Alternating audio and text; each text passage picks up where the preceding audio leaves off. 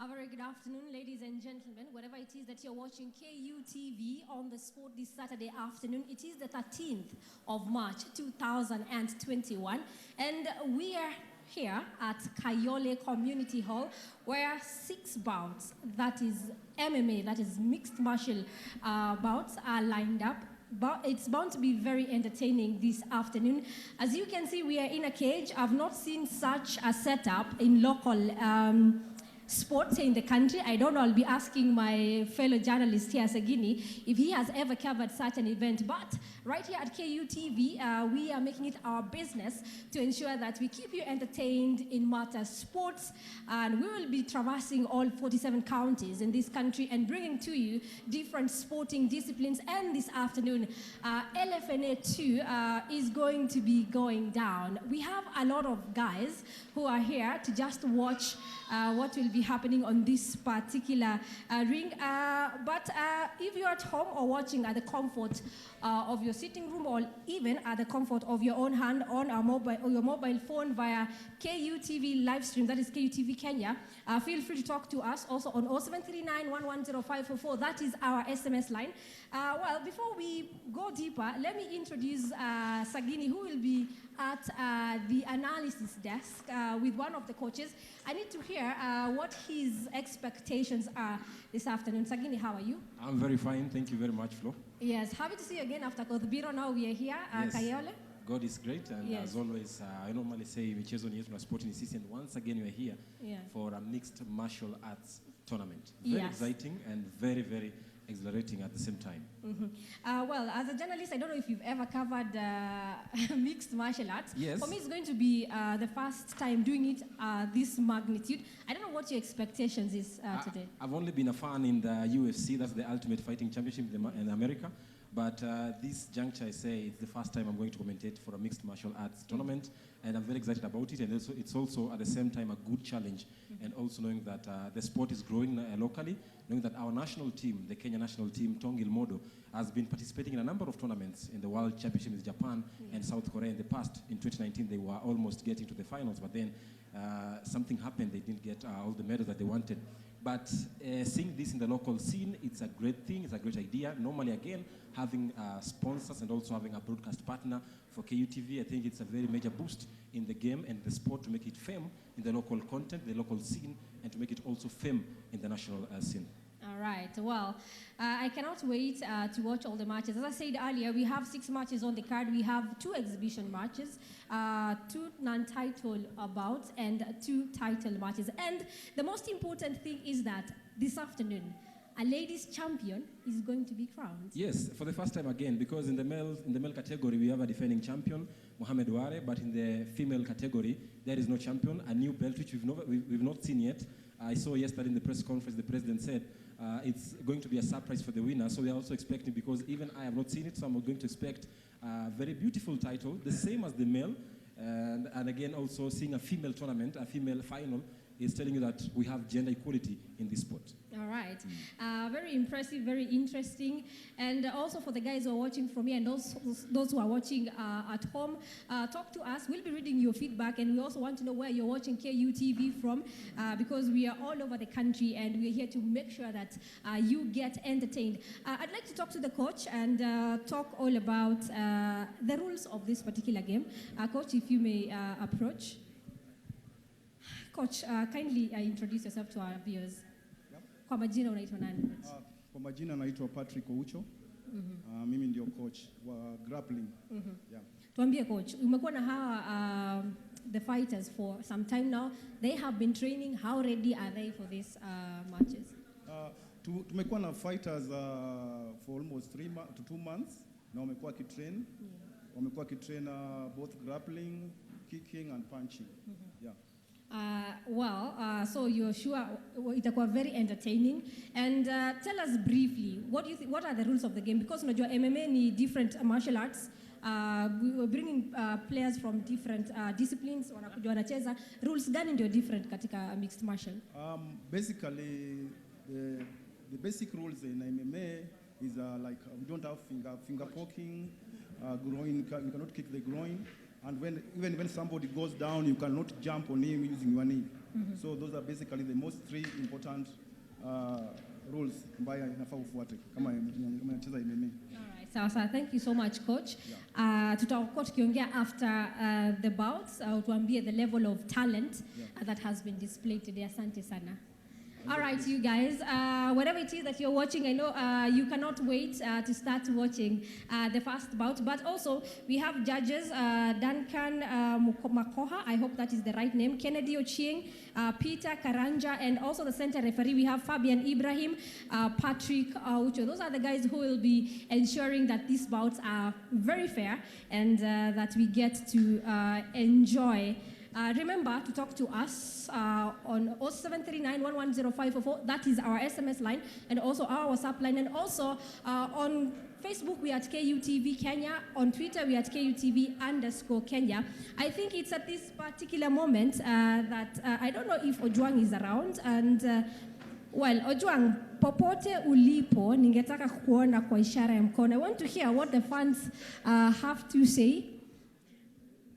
All right, we will be hearing from our fans. What you expect today in today's matches. But just to let you know who and who is going to be playing. The first match is going to be an exhibition match for ladies. We'll have Praxides Oduori and Perita Refa, I think. Anajita Stallion, that is the AKA name. And we'll be talking to you guys, mtuambie vile mnaona. And also just to remind you, you can actually adapt a fighter. Nani amefanya ukuje hapo, nataka kuona nani akishinda. Adapt a fighter, tuambie ni nani unashabikia. And maybe you can start wearing their merchandise. Well, if your person wins, it's okay. If they don't win, mwenye apendi kushindwa pia si mshindani. It's at this particular moment, I'd like to hand over to Calvin so that they can introduce the first bout.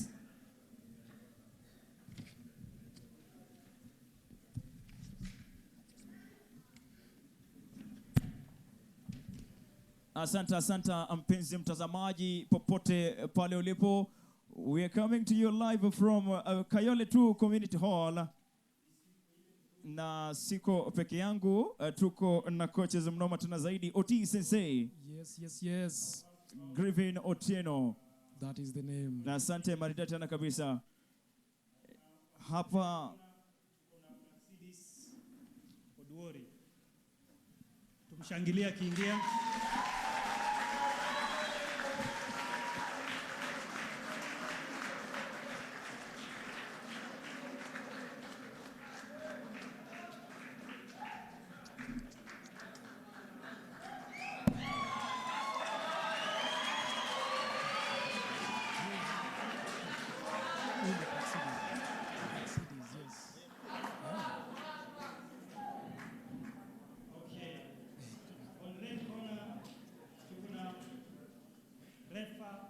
Perita, aka the Stallion.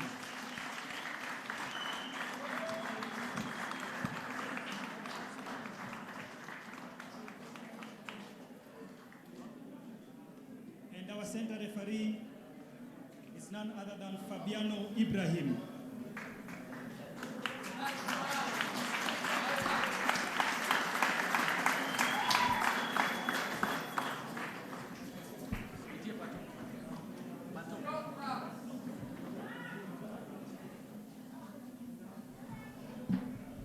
asante maridadi tena kabisa. Namuona pale Praxides Oduori. Yes. Mwenye umri wa miaka 29. Kweli. Na anachapa dhidi ya refa Perita Stallion. Kweli. Na coach Oti Sensei, ulikuwa unaniambia kwamba huyu ni boxer. Yeye ni boxer. Round 1 ndio inapata pale kuendelea ama imewekwa ready to start. Hawa ni mafighters wazuri kabisa. Nakuambia. Ukiangalia even their physical shape yenyewe na kuonyesha ni watu wamekula tizi. Wamekula zoezi kabisa. Wamekula zido. Wow. Let's play a nice game. Don't choke, don't kick. It's a boxing match, okay? Refa anaonyeshana pale kupatia masharti na mechi inapata kuanza. It's going to be tough. Naona pale hivyo. Praxidis hapo. Praxidis pale. Nakwambia Praxidis yeye si wa kuangaliwa kidogo. Yeye ni nakwambia. She is the underdog in this game. Yeye ndiye underdog lakini naona inakaa kuna uzoefu pia wa kurusha ngome pale. Perita mwenyewe ni boxer. Amecheza boxing leagues mingi sana. Lakini Praxidis yeye the Lioness. Ukweli kabisa. Yeye ni wa Thai boxer. Yeye ni Thai boxer. Zake pale hivyo Praxidis Otuori. Kweli. Ni nyekundu. Na anapata kurusha pole miche bola 3. Mechi imeanza. Moto unashika. Moto imekuwa mingi. Mechi imekuwa mingi. Inabaki pale hivyo refa Perita kazi kubwa amefanya pale ni kudefenda. Lioness Perita ako defense. Stallion ukipenda. The Lioness yeye ako on attack. Na ujue yeye ndiye kuna tajriba kubwa ikifika ni michezo ya MMA. Ni kweli. Naona pale hivyo mrembo kwa jina Praxidis ana make sure ako sawa kwa ange. Lioness hapo. Utamu. Hapo ako on attack. Oh my God. Lakini wako sawa wote. Kutoana jasho. Anainua moja pale hivyo. Refa anasema mambo imekuwa moto. Imekuwa moto. Praxidis mambo imekuwa moto. Anarusha moja pale refa Perita anafika ni kupeana. Alafu Perita mengi on defense. Oh my God. Mambo imekuwa moto. Naona pia mafans pale wanashangilia pale. Mangome matamu. Lazima iende kabisa. Oh my God. Mambo kali kabisa. Gloves za samawati pale namuona ni refa Perita. Defense ni kali tena zaidi pia namuona pale hivyo mwanadada kwa jina Praxidis Otuori. Hapa naona ni boxing exhibition. Mwenye nywele fupi anapeana 1 2 3 pale kwenye kona. Mambo imekuwa moto kabisa hapa. Oh my God. Jab sasa jab. Kupewa kuchukua. Kweli. Lazima kuwe na mshindi hapa hivi.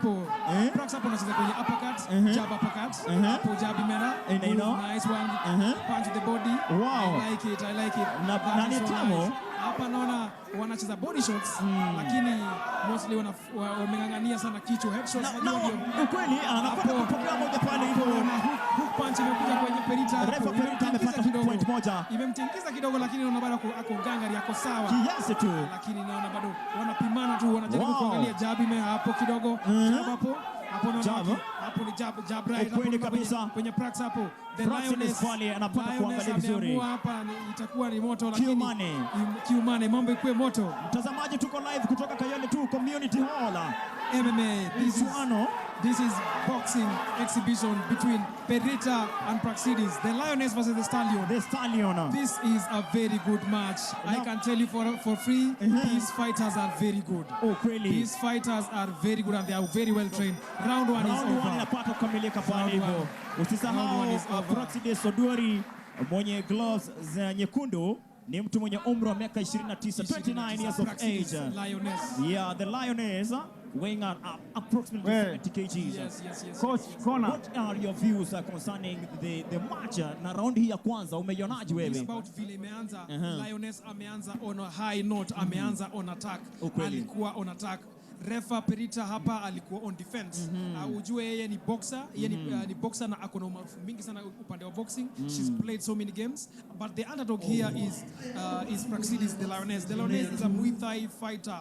She is a Muay Thai fighter. Fighter mzuri sana. Unaweza kujionea jinsi moto because she is a very ruthless fighter. When you are talking about underdog unamaanisha huyu ni mtu ambaye amecheza mechi chache. Amecheza mechi chache lakini kwa sababu tizi naona ameikula vizuri tena zaidi. Huyu ndio Praxidis Otuori pale hivyo. Iron Lady, the Lioness. Naona ameivia Thai boxing kama the primary game yenye amezoea. The parent game yake ni Thai boxing, lakini kwenye Thai boxing bado boxing inachezwa sana. Inachezwa sana. Lakini sasa Perita kuwa yeye ni boxer, lazima wangekuja kumenyana upande wa boxing.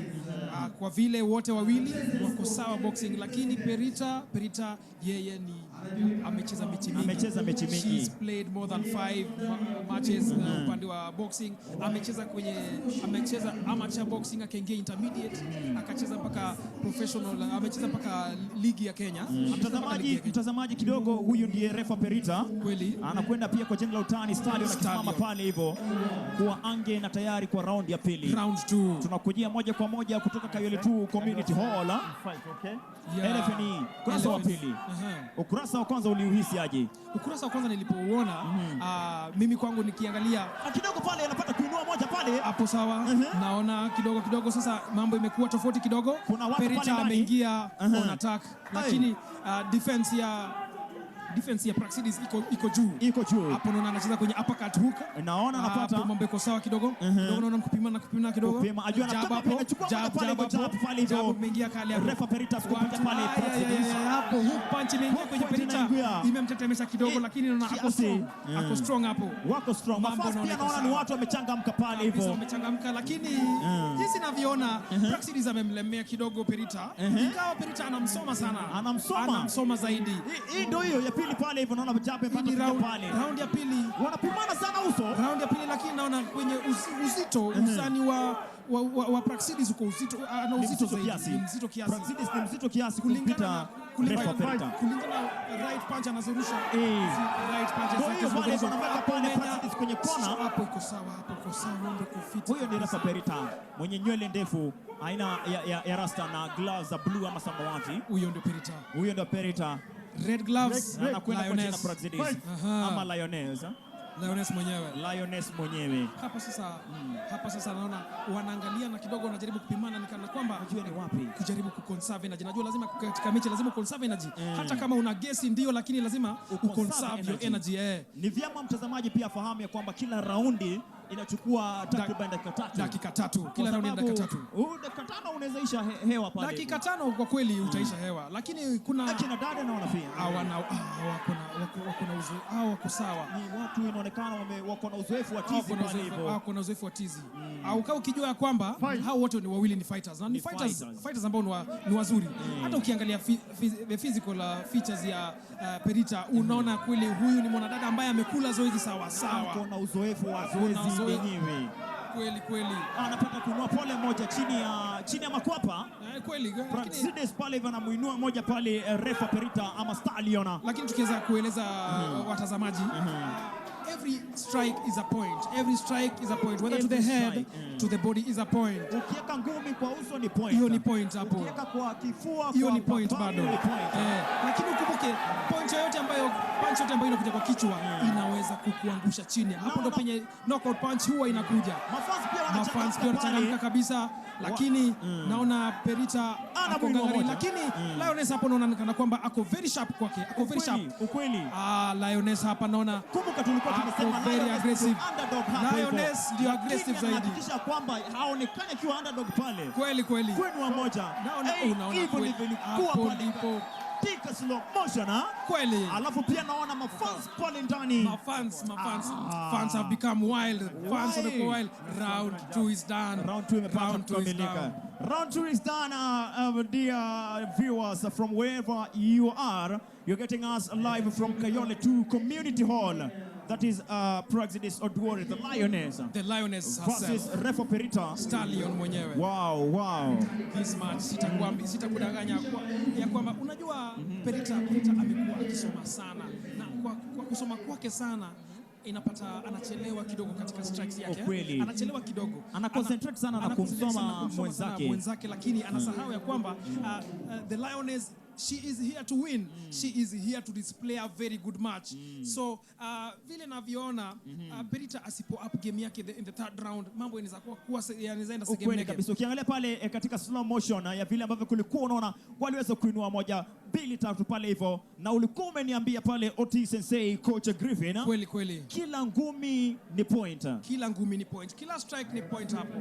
Kila strike ni point. Na kila strike hapo iko na uzito wake. Ukweli kabisa. Pale unapata kuna jab. Katika boxing kuna jab na kuna right. Jab ni ile ngumi ya round ya 3 ndio inapata kuanza pale hivyo, na michuano yenyewe unaipokea mubashara kupitia runinga ya KUTV. A new experience. Nito Juang, mtoto wa Mariam. Nami nite OT Sensei ama Griffin Otieno. Na ndio maana tuko ange kuhakikisha kwamba round ya 3 na ya mwisho inapata kuanza kwa mpigo. Sasa hii round ndio round zito kabisa. Naona medics pale. Hii sasa ndio round sasa ya kuamua sasa nani kusema. Lakini usisahau ya kwamba kila raundi lazima kuna points umeaccumulate. Na ndio maana tuko na majaji pale ndani. Ni kweli. Lakini pia ujue raundi ya mwisho ndio raundi ya kutoa huenda wazimu wote, ndio kutoa ukasidi wote. Kama ulikuwa unamsoma mtu ushamjua kama umemaliza. Ushamjua sasa the final round sasa ni ya kuamua sasa itaenda vipi. Refa ako standby kuwapatia ama kuwakumbusha masharti ya mchezo wenyewe. Ni kweli. Ndio unapata kwanza fight wametoa kiu ya kufight. Na in red gloves pale hivyo namuona ni Praxidis hapo Lioness. Blue gloves namuona ni Stallion. Perita mwenyewe. Yeah. Anatafuta moja pale hivyo kumuinua. Wow. Hapo sasa napenda pia energy ya mafans pale ndani. Energy ya mafans iko juu sana. Iko juu. Energy ya mafans iko juu. Naona kwa utamu. Hapa sasa ni knockout punch anatafuta na ndio unatafuta unamaliza mapema. Sasa the second round inakuwa kusoma mwenzako. Lakini hii umeshajua. Hii haina kusoma. Ngome pia unaona zile zinarushwa, ni ngome zimeenda shule. Ni ngome ambazo zimeenda university, KU. Kwa sababu kila mtu anatafuta knockout. Kila mtu anatafuta point. Hapa kila mtu anatafuta knockout sasa. Na kama ulikuwa na ubunifu wa pointer, napata kuzenga vizuri. Sasa ndio unaweza kupima pia kuwekelea. Ujaribu kupata kuchukua moja. Praxidis. Refa anawachisha kidogo. Praxidis anamlemea pia. Lakini Perita anaona kwamba bado defense yake inaona iko juu. Defense iko juu. Anajaribu kwanza kabisa kudefend uso. Defense yake iko juu. Lakini Prax yeye hana kuangalia nyuma, haangalii nyuma. Naona kidogo kuna bleeding kidogo. Hiyo kawaida mechi kawaida. Ni mchezaji Refa Perita. Kweli. Amepata kuumia na anatoka damu. Na kulingana na sheria namuona pale hivyo kocha wake Coach Mamba anaitwa Coach Mamba. Coach Mamba ndio coach wake. Anampa mawaidha kumuelezea akirudi pale ndani tafanya hivyo tafanya vile. Coach Mamba pale na Praxidis the Lioness. Praxidis anamlemea the underdog mwenye anamlemea.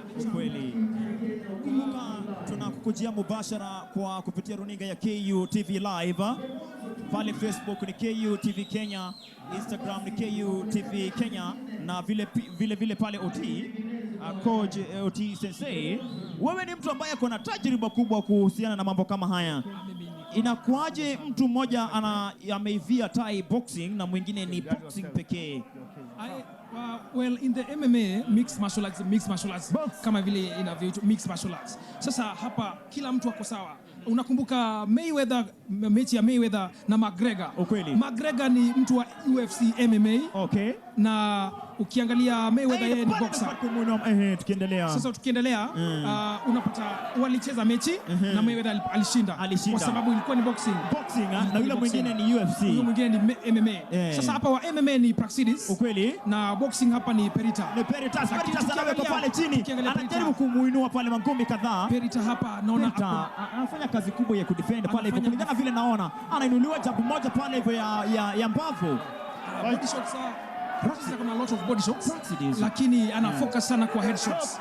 Alafu naona Praxidis akona uzani mzito kumliko Refa Perita. Kweli.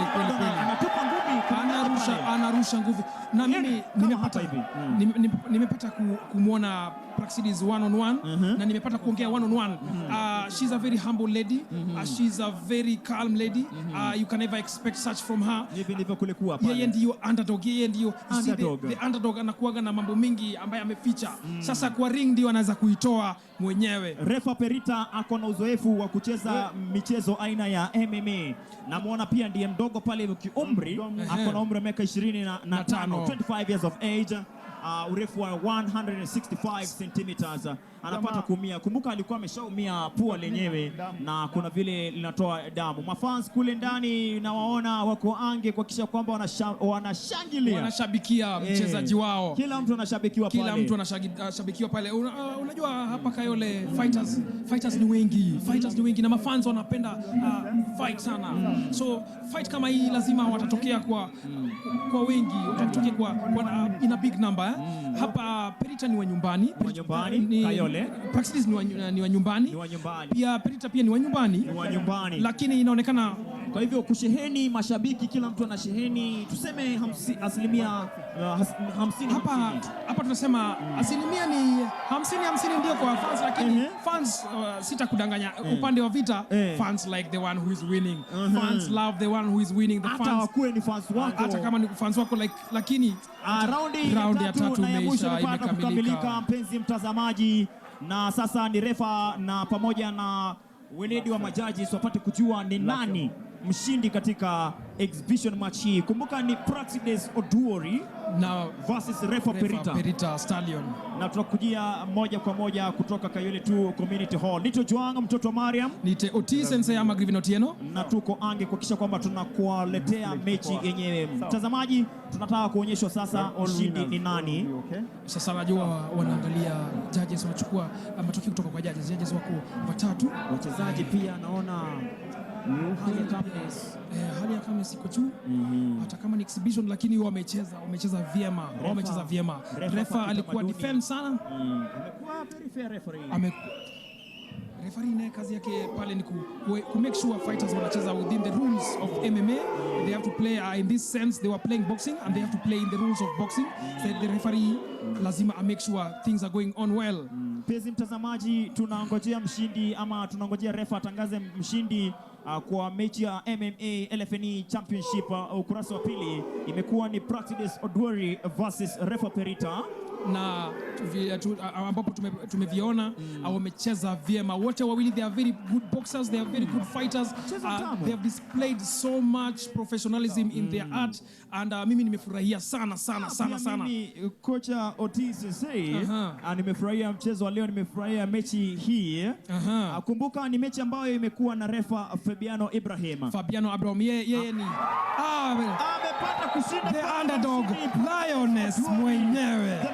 Lioness wana display pale a very great sportsmanship. Unapata kumsalimia mwenzako na mwambie kongole. Mechi ilikuwa tamu. They have displayed very good professionalism.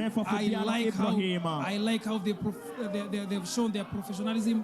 Mimi sitakudanganya, mimi ni mwanaspoti na nimekuwa mwanaspoti kwa muda mrefu. Ukweli. Na we really love professionalism at its best, and this is example of professionalism. Hata ukishinda lazima uonyeshe it's just a sport, it's just like any other sport. Unaonyesha si uhasama, ni urafiki. Referee Fabiano Ibrahim right there announcing the winner of this match. Remember, it was an exhibition match between Praxides Oduori akichapa dhidi ya refa Perita Kipenda Stallion. Praxides Oduori na Perita. Ni mechi ambayo imekuwa tukikuletea mbashara live kutoka hapa Kayole 2 Community Hall katika runinga ya KUTV, a new experience. Nite Ojuang Mariam, mama mtoto wa Mariam, na sikuwa peke yangu, tuko na kocha mnoma tena zaidi, Oti Sensei mwenyewe. Nakwambia Oti Sensei, wewe ni mtu ambaye ako na tajriba ikifika ni mambo kama haya, sporting activity kama hii. Ngumi referee naona pale hivyo vile kulikuwa kocha. Hapa nikikuelezea upande, nikiongea from a professional point of view, Praxides mwenyewe alikuwa ana attack. Her attack was very good. She did not look back. Yeye alikuwa ana fight. It's like she came in her mind that this she has to win. Even if it's an exhibition match, she has to win it. She has come out so strong. Hata kama yeye ndiye underdog, lakini she has come out so strongly. I think mazoezi yake ilikuwa sawa. Ukiangalia round 1, ukiangalia round 2, kumekuwa na consistency. Praxides ambaye ni the Lioness, she's been on attack. She's been attacking all the way through mpaka round 3. Nimeona refa Perita mwenyewe most of the time amekuwa on the defense. Na saa zingine sitakudanganya, on the defense, if you're not good enough on defense, utatolewa.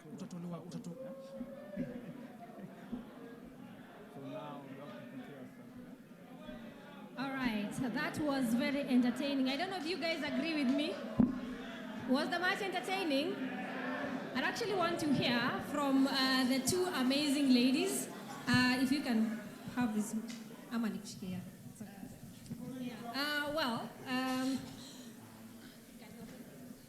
Well, I think I'm talking to Perita Refa. Yes. Just tell me, how was the match for you? It was, I don't know what to say. Well, it was a surprise, and the next time we'll prepare enough so that we can also be the best. Yes. Actually, I know everyone is proud of you, and what you guys perhaps don't know about her is that, I don't want to say it was an ambush, but she was not the one who was supposed to fight, if I'm not wrong. Yeah. Well, the other lady, Mary Gadhambi, Aligonjeka, and she came here and entertained you guys. Isn't she amazing? Well, she has promised that next time she's going to make it even more entertaining. So congratulations and thank you so much for giving us an entertaining match. Thank you. All right, let's now talk to the other lady. Tuambie tu mechi ilikuwa vipi kwako? Ilikuwa poa. Mimi nashukuru Mungu kwanza juu ingekuwa sie singefika mahali nimefika. Na kwa fight nilikuwa nimejitayarisha lakini kwa muda kidogo tu. Naona uko na mafans wengi sana. Ungetaka kuwa promise nini? Hapa ni home, that's why niko na mafans. Yeah. Congratulations, and we'll be talking to your fans. We also want to know how many of you are going to adopt a fighter? You guys, kila mtu, yeah.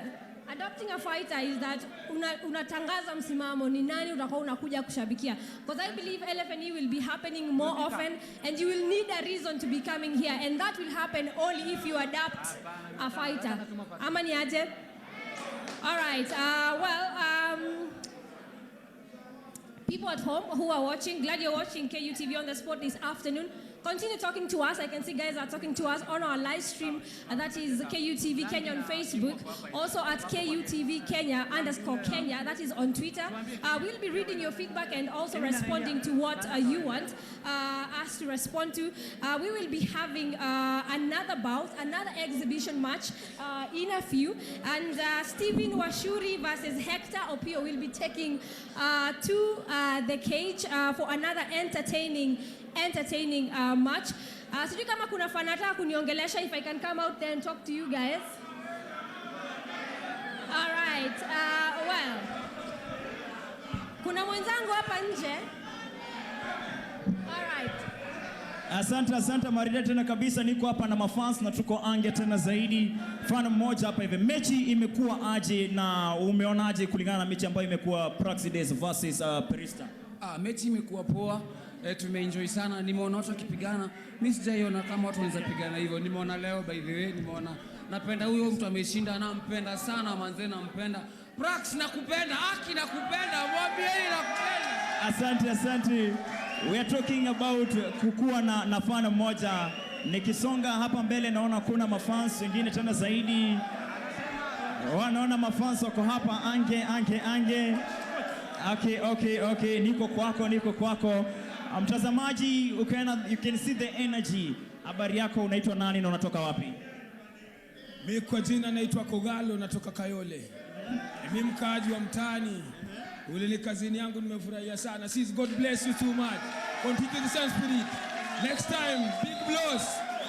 Not seen the uppercut. Asante Florence, as you can see kumekuwa kutamu. Niko pia na mwanadada hapa hivi. Maybe kwa kifupi unaweza kutuambia jina lako na mahali unatoka? Mimi ni Salia Njema, then Oyole ndo home. Watu wa Oyole, wapi kelele ya Oyole jameni? Naam.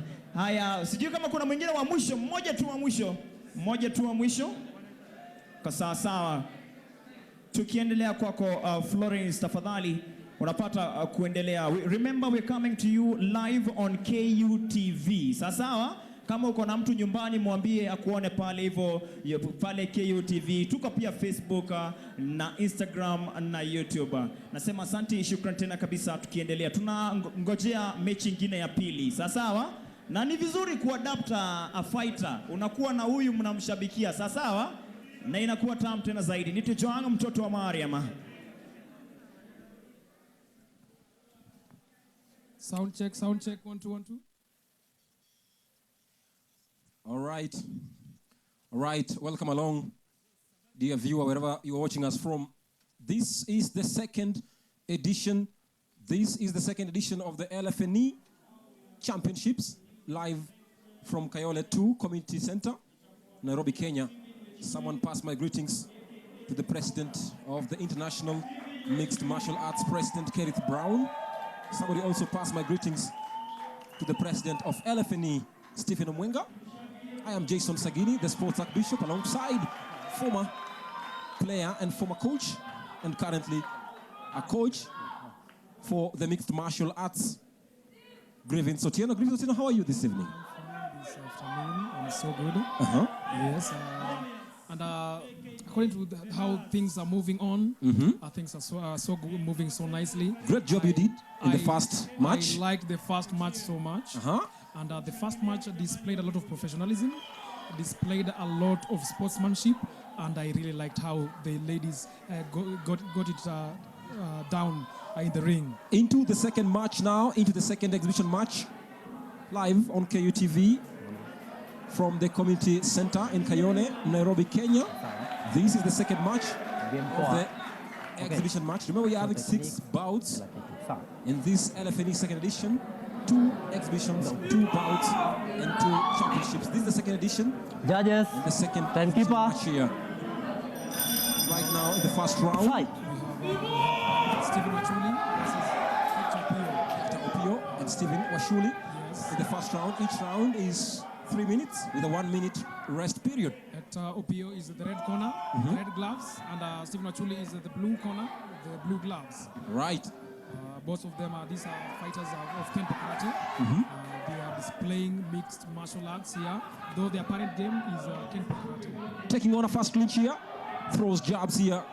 Stephen Washuli looking on to throw a thump here. That's a wonderful strike. Oh my goodness. Left, right, center jabs here, thrown by Hector Opio. Stephen Wachuli is a strong opponent. He's a stronger opponent, as we can see. He has a strong jab, strong punches, strong strikes as compared to Hector Opio. We are seeing they are really rumbling it down. They are good fighters. They are very good fighters, and both of them, as I said earlier, they are Kenpo Karatekas. They are both playing mixed martial arts, MMA in the Lfne. Now we're seeing that they are the first round already is like they've just almost over because Stephen Washuli here throws jabs here and there, and they're looking out because in MMA we also allow leg strikes. You can see Stephen Washuli there still on his ground, still standing because his nose is strong. He's looking for a punch there. Several jabs there, nice one. I like that. Look at that energy in Stephen Washuli's. Oh my goodness. Who will go down fast? Is it Stephen Washuli or Hector Opio? The stronger opponent here, as we can see, the stronger opponent here is that's a better clinch there. Is Stephen Wachuli. A better clinch there, looking for a back control, but they're not successful here. There is a strong display of jabs, strong punches, strong right. We have nice roundhouse kicks. I see Stephen Wachuli displaying nice composure with his techniques. I'm seeing Hector Opio here. His professionalism. He likes moving with the what we call the back fist. Look at Stephen Washuli's eyes looking at his opponent Hector Opio, just to mention that and communicating that. Oh my goodness, almost down there, but not yet. Hector Opio stands on his feet. Stephen Washuli. Look at his eyes, Stephen Washuli, when looking at Hector Opio. It just tells you how he is ready. That's a better clinch there now, but still not able to take down his opponent Hector Opio. Throws jabs here and there, but not yet. Now a clinch and a back control. They are on the ground now. Steve Washuli holding on to Hector Opio in a back control, but then we're looking out. And this is going to be an arc bar. Oh my goodness, who will come down first?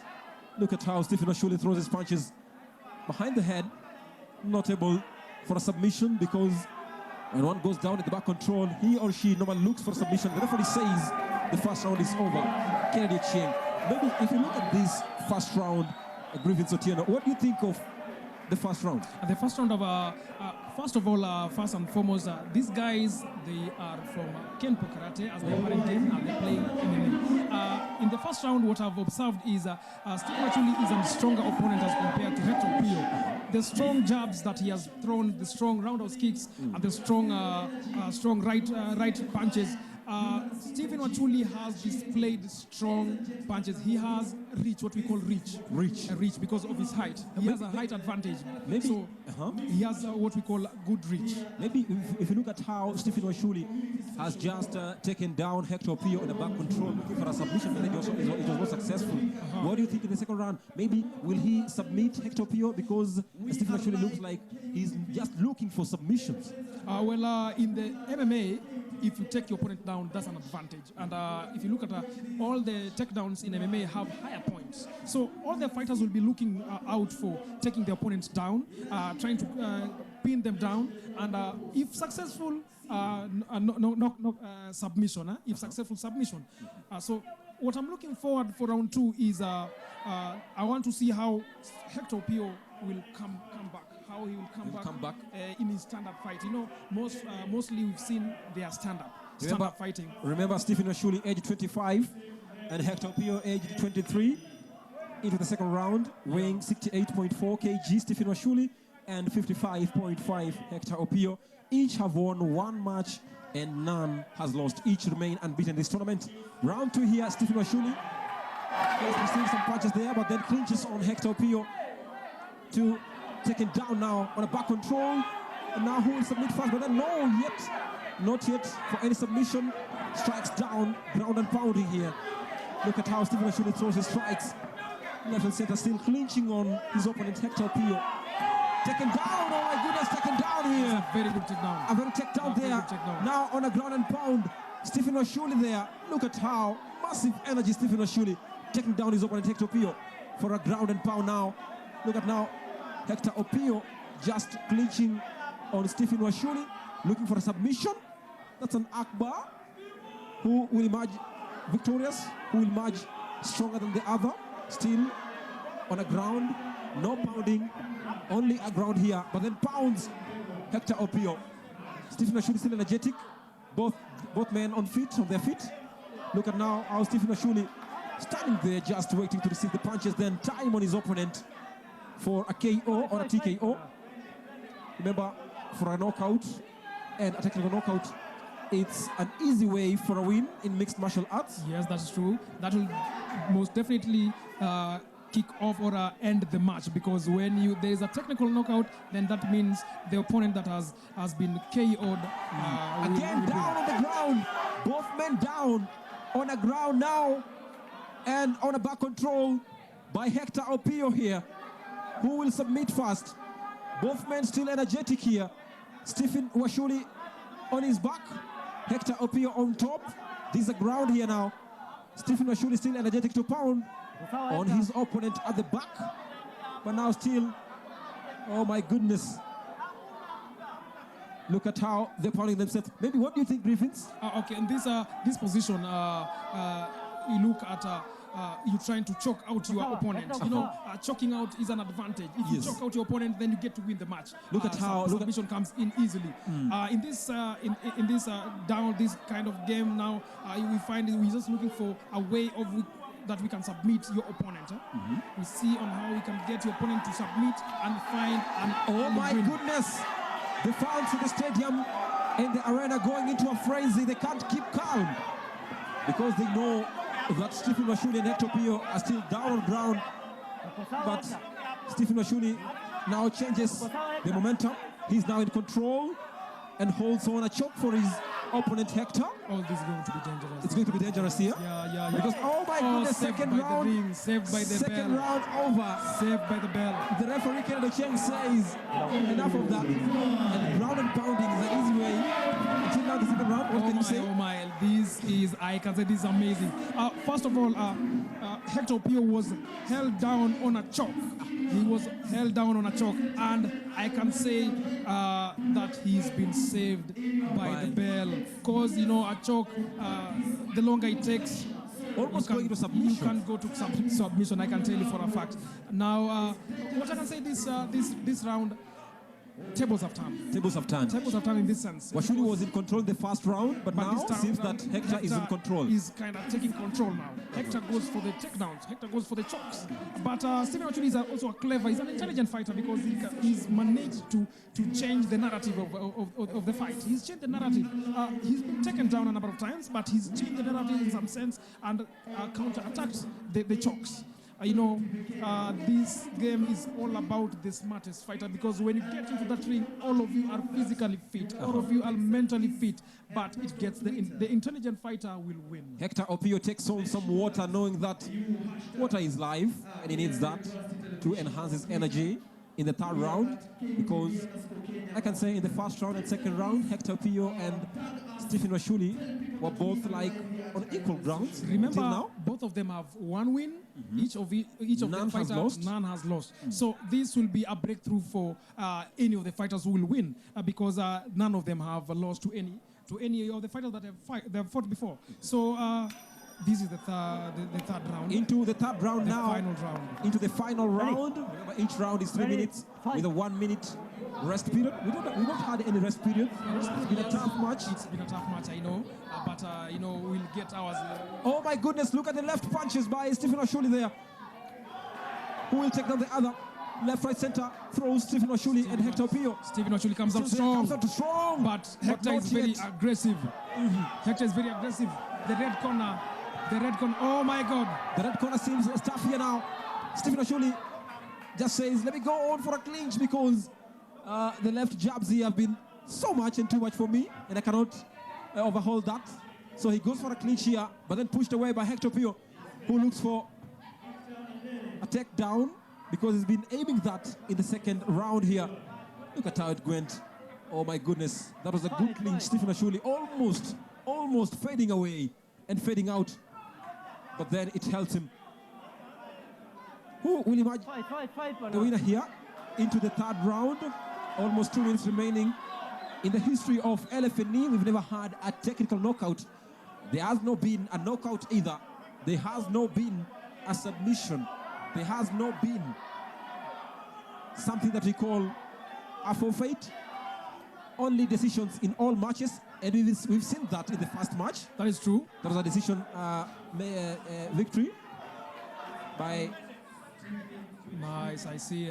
Good display. Good display here now. Hector. Now Nice. what I like about Stephen Washuli is just dramatic in the arena. Look at how he looks at his opponent Hector, knowing that I can beat you, but then he's very dramatic. I can say he's an actor in some way. I can say for free that Stephen Washuli has a height advantage and a reach advantage. You get if you get that kind of an advantage, you possibly, if you use what you have, right? Oh my God, that's a very strong punch. Hector Washuli almost going down. We're gonna know. He stays on his feet, Stephen Washuli. He stays on his feet. Almost taken down by Hector. Look at that, massive punches, massive jabs by Hector Opio, almost going down, but he remains on his feet. Stephen Washuli almost taken down here. Almost taken down. I can say, oh my God, this match has been so fascinating. I can tell you for free that these guys... Look at that. Look at that. Oh my God. First jab, second jab, third jab, almost going down, but then he remains. Referee comes to his rescue. Stephen Washuli, I can say Stephen Washuli has an advantage. He is look at the body physique of Stephen Washuli. Looks kind of weak. Oh no! That's a knockdown. Oh no! That's a knockdown. That's a knockdown. That's a knockdown. For the first time in the history of Lfne, knockdown happens here. Hector Opio taking down Stephen Washuli. A left, a right jab. Oh my goodness.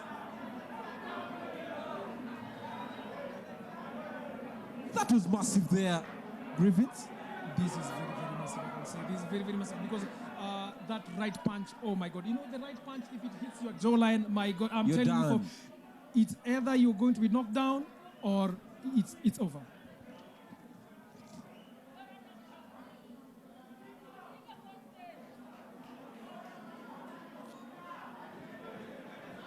Now into a decision. Who will emerge victorious? Who will emerge victorious here? Referee Kennedy Cheng stands in between the two men, Hector Opio and Stephen Washuli, just waiting for a decision. Just waiting for a decision. Stephen Washuli heads down. Hector Opio heads up.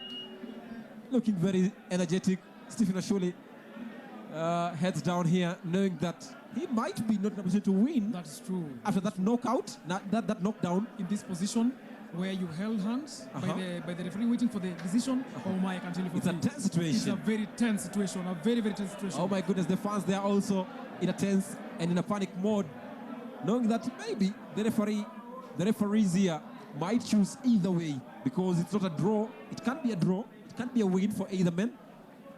Now into a decision there by the first judge, who will emerge victorious. We've seen a very exciting match in the second exhibition match, and Hector Opio emerges victorious. And a moment of sportsmanship here, both men hugging each other, knowing that it's been a great match. Hector Opio almost taken down there. Now take down Florence on the other side. All right. Well, that was a very, very interesting match, I must say. Stephen Washuli, yes, and Hector Opio. Well, how was it, you guys? Did you enjoy the? All right. Well, do not only just enjoy, but we are also inviting you to actually adapt a fighter. Ule fighter unaona ni unataka kusupport sana. You can do so by sending any amount to 4045269. And the account name is the fighter that you are supporting. Sawa sawa. That is the way to adapt your fighter. Tuma any amount to 4045269. Kama hujashika vizuri kuja pale tutakupatia hiyo namba. By the close of business today, you should have adapted a fighter. The account name ni yule fighter mwenye una support. Sawa sawa. Pia mimi I'll be adapting a fighter, maybe ni Dem, maybe ni Charlie. By the end of today, pia mimi mtajua nimeadapt nani. Sawa sawa. And for guys who are watching online, I can see there are a couple of people on online, the likes of Rose Nyaoke, Susan Jesus, Babs Juarez, Phyllis Jones, Patrick Muita, that is a super pundit, and Martin Kimani, Boniface Mbasa, asanteni sana. Whatever it is that you're watching, this amazing show this Saturday afternoon. And I know you guys, you want to hear from these fighters, how they prepared. Maybe we can start with this gentleman. Well, tuambie mechi ilikuwa vipi? Okay, game imekuwa smart. Ni kujikaza tu kutrain ndio sasa kama next round wanaweza kuwa vizuri. So, ungetuambia kivipi kuhusu your opponent for today? Was he a worthy fighter? How did you actually prepare kwa hii mechi? Hiyo fight ijakuwa mbaya. Ni ile tu kujikaza tu ndio sasa mtu anaweza improve. Sawa, najua mafans wako watataka sana kukuona kwa next match, and I know you're going to give them an entertaining match, but thank you so much for today's bout. Well, how are you, Steven? Fine sana. Umefeel vipi kushinda hii mechi? Mchezo imekuwa sawa na nasema tutaendelea kutrain kushinda hapo. Na hata wasinaambia opponent wangu next tukipatana ama akicheza mahali kwingine yuwe yuko stable na afanye zoezi kwa wingi. Ulikuwa umejiprepare aje kwa mechi ya leo? Umekuwa ukijiprepare, how many times have you been training in a day? Imekuwa kivipi? Nimekuwa nikitrain kwa wiki mara 3 na kujipea morali. Yes. Ungetaka kuambia mafans wako what would you like them to know? Game ijayo watarajia ushindi kushinda hapo. Nitakuwa niko sawa, nitafanya zoezi kwa bidii sana. Nitajituma. Yes. Alright, asante sana. Where is my friend? I don't know kama uko na mafans wanataka kuongea na wewe leo. Tuko tayari hapa hivi na mafans. Mafans wa Stephen wape nduru. Mafans wa Hector Opio wape nduru. Ukweli kabisa, niko na fan anakwenda kwa jina coaches. Tafadhali tuambie jina lako na mahali utokako. Basi mimi naitwa George Mauma Obanda na ninatoka hapa nyumbani Kayole, na ningependa kuambia mafans ya kwamba hapa tuna produce champions. Mechi ya leo kati ya Stephen na Hector Opio umeionaje? Ulikuwa unashabikia nani? Mechi kati ya Stephen na Hector Opio ambayo imepata kuisha. Huyo mrefu anakwenda kwa jina Stephen. Basi huyo mrefu ndio ninamwadapt huyo. Kabisa. Thank you so much Coach Sobanda. Asante sana mwalimu. Mafighter tutulie, mafans tutulie, tusikize wanasema nini. Asante Maridine kabisa. Vile wananiambia kwamba wanangoja mechi dhidi ya Mohamed War Young Master. na Julius Wafula. Hiyo ni mechi ambayo itakuwa hapa, it will be a title match, na unatupata moja kwa moja kupitia runinga ya KUTV. Kuna mtu nimeacha?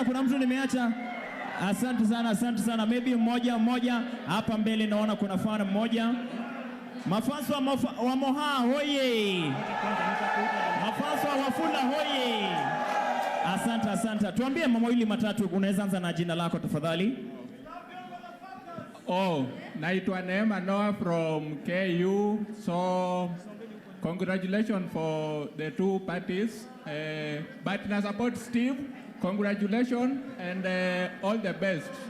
Asante, anapeana kongole. Mwingine mmoja tafadhali, wa mwisho. Huyu naona ni fan wa Manchester United. Mafans wa Manchester United wako. Asante. Mimi nimeshukuru sana, naitwa Nicholas Wafula. Na nashukuru kwa mchezo na entire management team kwa kuweza kuandaa hii mchuano wa leo. Kwa hivyo nataka kushukuru sana, especially Steve.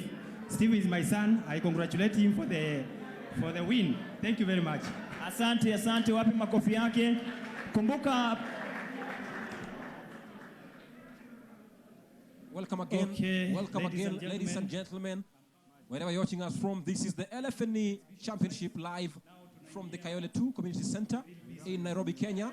We are into the third match or the third bout of the day, and this is a non-title fight. Waiting on to see who will come on stage. We've witnessed the first two matches, the second one, the males contest, being a very exciting and entertaining match. Now we're waiting for the participants in this third bout. Waiting to see Joseph Ndegwa versus Victor Ndere. Here comes Joseph Ndegwa, age 21, and Victor Ndere, age 23, each weighing 65.5, one weighing 68.5. And Victor Ndere has played 3 games, winning 2, losing 1, and has never drawn. While Joseph Ndegwa, age 21, with a height of 60.5, and the center referee in 3 bouts, is none 2 other wins, than 0 draws, Peter 1 Karanja. loss, and has a weight of 60.5. Into this second the first non-title bout. What do you take? What's your take, Griffins? Tumshangilieni jamani. He's a multi fighter. Victor Ndere is a Kenpo karate fighter. There's a lot of good display of fights before that I've seen of Joseph Ndegwa. He's a good fighter. Victor also is a good fighter, but basing my arguments based on multi and Kenpo karate, we get Joseph, age 21, has been a strong fighter since for quite some time, and he's the lighter one in terms of weight. Red fight. Fight! Right, in the red boots stands Joseph Ndegwa, and his opponent in blue boots stands Victor Ndere. The first round now, Victor in blue, Joseph in red. It's starting on a high note and on a clinch here. Remember, in a clinch, each is taking or is looking to take down his opponent. Who will go down first? Both men on their feet. Oh no, takes go down now. Joseph Ndegwa takes down Victor Ndere, still punching and grounding on the ground. It has started on a high note. It's really started on a high note.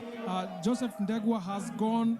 Actually, Victor has gone for takedown. He has gone for the takedown so early, but I believe that is a technique that he has gone with. Still pounds on his opponent there. Still pounds on his opponent, Joseph Ndegwa, pounding on his opponent, Victor Ndere, on the ground, looking for a submission. That's an armbar. Victor Ndere in a dangerous attack, in a choke now. Look at that. This is a very high note, like I say. In the first round, we expect such takedowns on the third round or the second round, but in the first round, wow. It started on a high note. It started on a high note. It started on a high note. I remember the first African to win a UFC title. That is the Ultimate Fighting Championship. Yeah. Goes by the name Kamaru Usman, age 33. That was back in 2019, March 3rd, after beating American Tyron Woodley in Las Vegas in the welterweight category, extending his winning streak to 14 and maintaining an unbeaten record in the UFC, used the same techniques. Actually, taking down his opponent and looking for chokes and submissions. The same with Habib. Habib took down the undefeated McGregor, and Habib, he went for the takedowns. He is so good in the takedowns. Victor Andere on the ground now, still on, pounding on his opponent. Still looking for a submission. Who might be fading out here? Actually, Victor actually has impressed me because he was at a disadvantaged position. Now he is at the advantage position. He has countered the takedown and he's grappling the opponent. I can see he's trying his level best to weaken the opponent, but still they are still down, grappling each other. Still on ground there. Still on ground. Joseph Degwa on top. Joseph Degwa on ground, and Victor Andere on top, pounding and grappling on his opponent there, looking to weaken his muscles. There. Maybe looking for a submission because he's also on a choke there. I can see they're trying all their best for joint locks. I can see Ndegwa is trying to look for a joint lock. You know, a joint lock has a very good advantage. If you get onto a good joint lock, that's it. The game is done. Maybe what do you think? What's going on in the mind of Joseph Ndegwa? Because the first round is over. At the given moment, I can tell you for a fact that when you get down, the only thing that you think about is trying to counter the choke, trying to counter the lock. You try all you can to counter it and maybe get on your feet, because at the end of the day, these fighters are good. Yeah. That was the first round, dear viewer. This is how it went down. Started on a high note with a clinch there. Then grounded and pounding on the ground with Joseph Ndegwa on top of Victor Andere there. Maybe heading to the second round. What do you think, Griffiths? What should the fighters do? Okay. I've noticed something with Joseph. Joseph seems to be very good stand-up fighting. He's so good at stand-up. And I think he'll try, in the second round, I'm expecting him to do more of stand-up and less of choke and takedowns, because he'll be at a disadvantage when he goes down. Seems the opponent is heavier than he is. Victor Andere is 65.5 kg. He's 5.5 kg heavier than Joseph Ndegwa. So for a takedown, it can be to the advantage of Victor, but at the end of the day, it's all about technique. The best man actually wins. As usual, in the Swahili saying, "Maji ni uhai." Really? And here you can see Victor Andere taking on some water to cool down his nerves and his chest, because he has received a lot of strikes. Actually, let me tell you, takedowns and grapplings and joint locks takes a lot of your energy and your gas. So therefore, you have to cool down. That 1 minute break seems so short, and sometimes it can be too short for you. But you have to, it's the game. Into the second round now. Joseph Ndegwa still fighting Victor Andere. Victor Andere in blue and Joseph Ndegwa in red here. Now, it's just on high note again, just as this first round there. Look at how they're throwing their jabs there. Who will emerge victorious here? Now on a clinch fist. Now. Oh my goodness, taking on. Who will go down first? No one. Still both men on their feet. Oh my goodness, Joseph Ndegwa attacked there fiercely by his rival, Victor Andere. Oh my goodness, now look how avoiding some fouls. I think one going on for jabs here and there. Maybe looking for a submission or going down? Basically, Ndegwa is trying to weaken the opponent. Once again on ground with a choke there. But the referee says, no, wait, there was a foul there.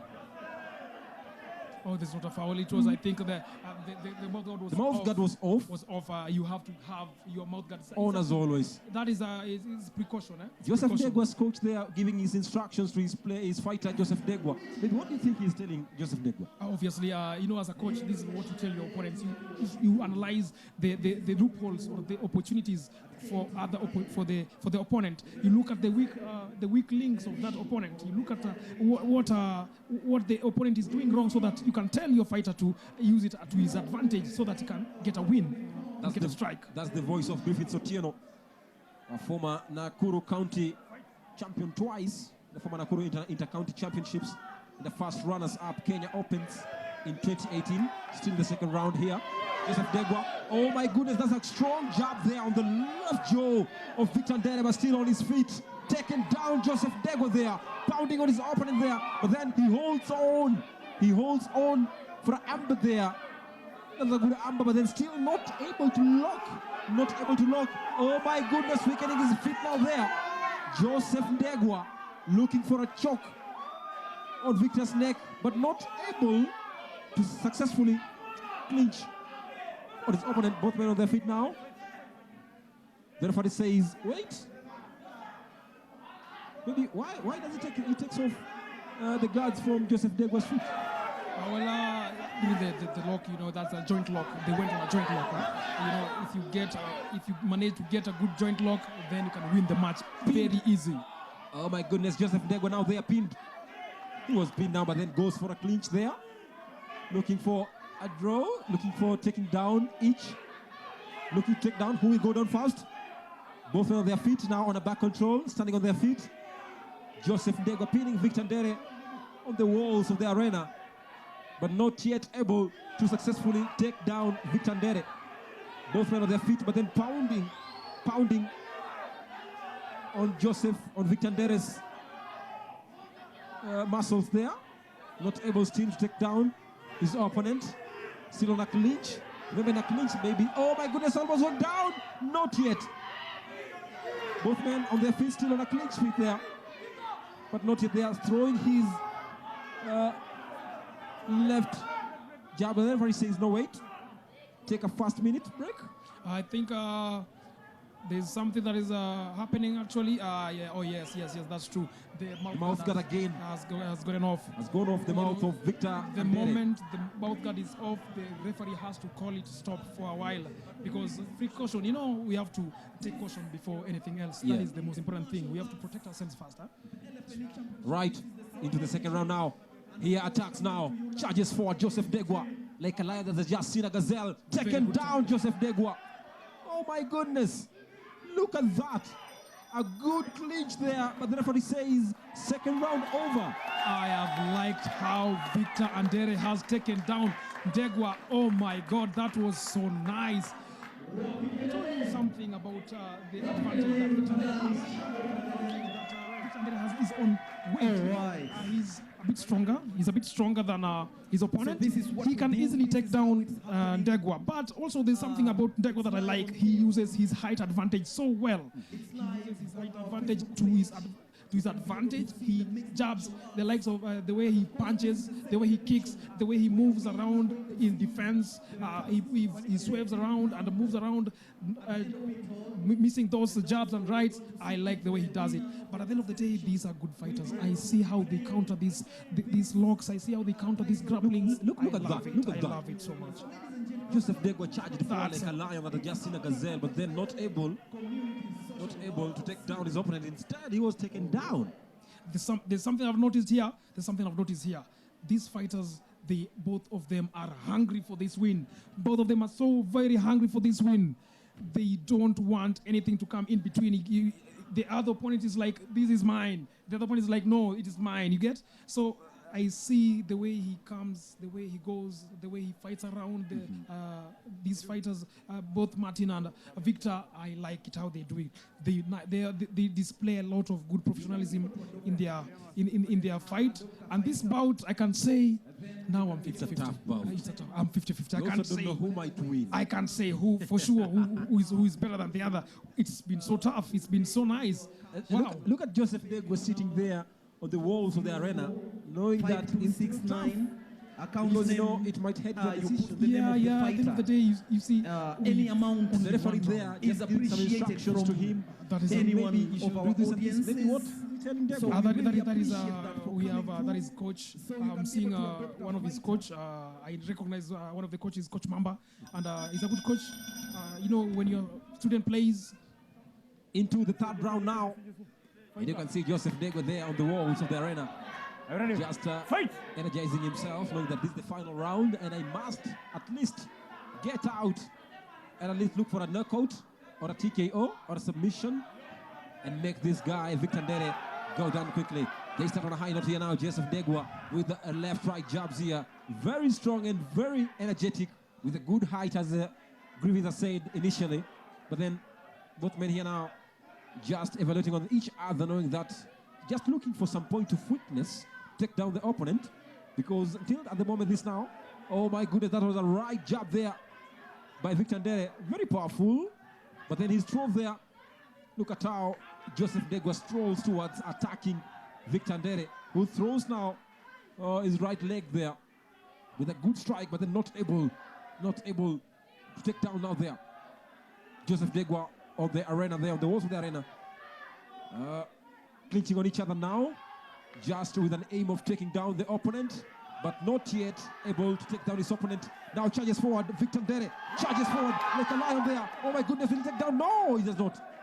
The ref says, wait. Again, another foul? I believe the same problem. I believe with the mouth guard the again? mouth guard, I believe the same problem. Maybe can you say Victor Ndere and Joseph Degwa using that as a tactic to make sure that they get that little minute break? Well, if you look at how it has transpired, I cannot say that is the thing, because this, like this, I have seen an uppercut punch from James to Victor that has set the mouth guard off his mouth. So it is not a tactic, I can tell you. But at the end of the day, you can use it as a tactic if you are that crooked. I can say, you can just say maybe in football, maybe it's time wasting. Sometimes you have to waste it. You have to grab some air, man. Now in the third round, now Victor Ndere there charging forward, but then stays on his feet. Joseph Degwa clinching on each other now, looking for a takedown. The coach there looks so fierce. But then, oh my goodness, almost down, but not yet. Oh, Joseph Degwa smiling, just smiling on the back of Victor Ndere, knowing that I might take you down anytime. Now they go down, both men down on the ground now. With a choke there, Joseph Degwa choked by Victor Ndere. Oh, that's a good choke. At the same time, back control, it is so good that now Victor Ndere is in control, but then overturns the tables here. Joseph Degwa with great control on Victor Ndere on the ground, pounding on him, looking to maximize his points there, because when you hit your opponent at the back of the head is a foul, definitely, but then he's very careful to avoid that. Victor Ndere, who's on the ground, still able with some energy to pound on Joseph Degwa there. Both men looking so fierce, but then each man on the ground pounding on each other. The coaches outside the arena, all of them fierce and very energetic there. Oh my goodness, now they might look for a stand-up there, but not yet. Victor Ndere with a left foot jab. Now for a choke and a joint block, but not it able. But the referee says second round over. What can you say, Griffiths? I'm so much amazed. Like, this fighter is like they're taking turns at getting at each other. It's like one gets an opportunity to bust the other, then the other one gets another opportunity. It's like, it's so nice. I've noticed something with Victor Ndere. There's one, when the third round started, he started with the side kick. The side kick is like you're putting your opponent at bay first as you program yourself. And then again, I have seen something with Victor. Victor is so good on takedowns. Oh my God, he's so much good on takedowns. Maybe if you just take a look at the highlights here before we get the decision, as a coach of MMA, and maybe as somebody who has that experience, who has played in this game before, looking at the first 3 rounds, who do you think will emerge victorious? Let me tell you something. It is, for me, I can't say much. It's a 50-50 chance. But there's something I can say about Ndegwa. Ndegwa, his hits has been so sure. He has had so good hits.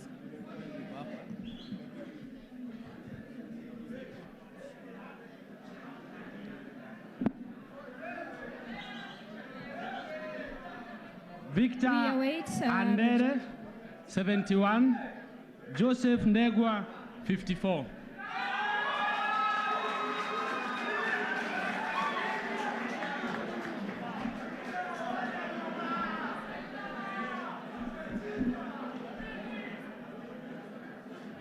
All right. It's getting better fight after fight. We still have, I think, 3 more fights to go. And I believe you guys are being entertained thoroughly. Ama sivyo. Iko sawa kwa nyuma. All right, I can see you guys are happy. And I know mnataka kusikia your fighters what they had to say. Let's start with, at only 21 years of age. Well, I think it's a good age. Kwanza, to be playing at such a stage. But Wambia too, how was the match for you? The match was good. I've been training since the tournament was kept until now. So at some point hata bado ijarudi hiyo litatiza mchezo wako because at some point what do you call this? Shin guard, all right. Actually, someone was asking, kwa nini wamevaa shin guard? I'll be asking some of the organizers to explain some of these things. But vile shin guard ilitoka kidogo, ilikutatiza ama ilikuwa tu sawa? Ilitatiza kwa sababu pressure nilikuwa nimeweka, ilibidi imetulizwa kiasi, so sikiweza kupressure. Is this the first time you're meeting your opponent ama mshai pigana siku nyingine? This is the second time. Yeah. The first time my opponent won, and now I don't know. Yeah. Congratulations all the same. We hope to see more of you, and we hope you'll be participating in more and more competitions. As we told you guys, you can actually adapt a fighter. Mafans wake wako wapi?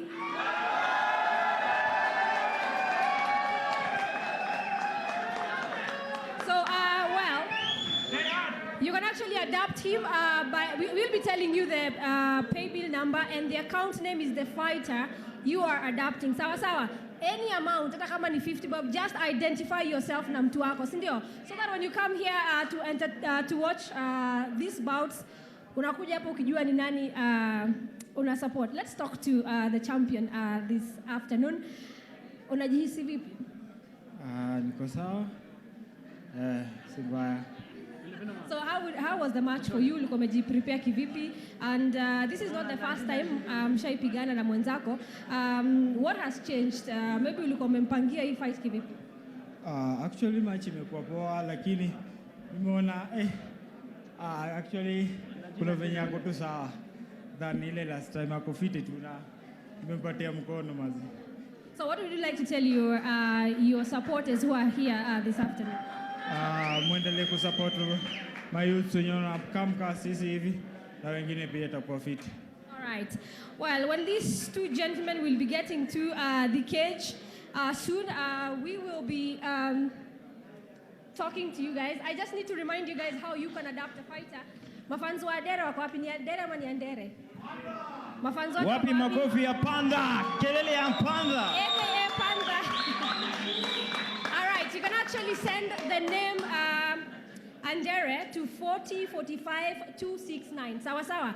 Any amount and adapt a fighter and identify with the person you're supporting. Sawa sawa. It's all about supporting your fighter and supporting the sport so that KUTV tutarudi tena hapa with another amazing event by Lfne.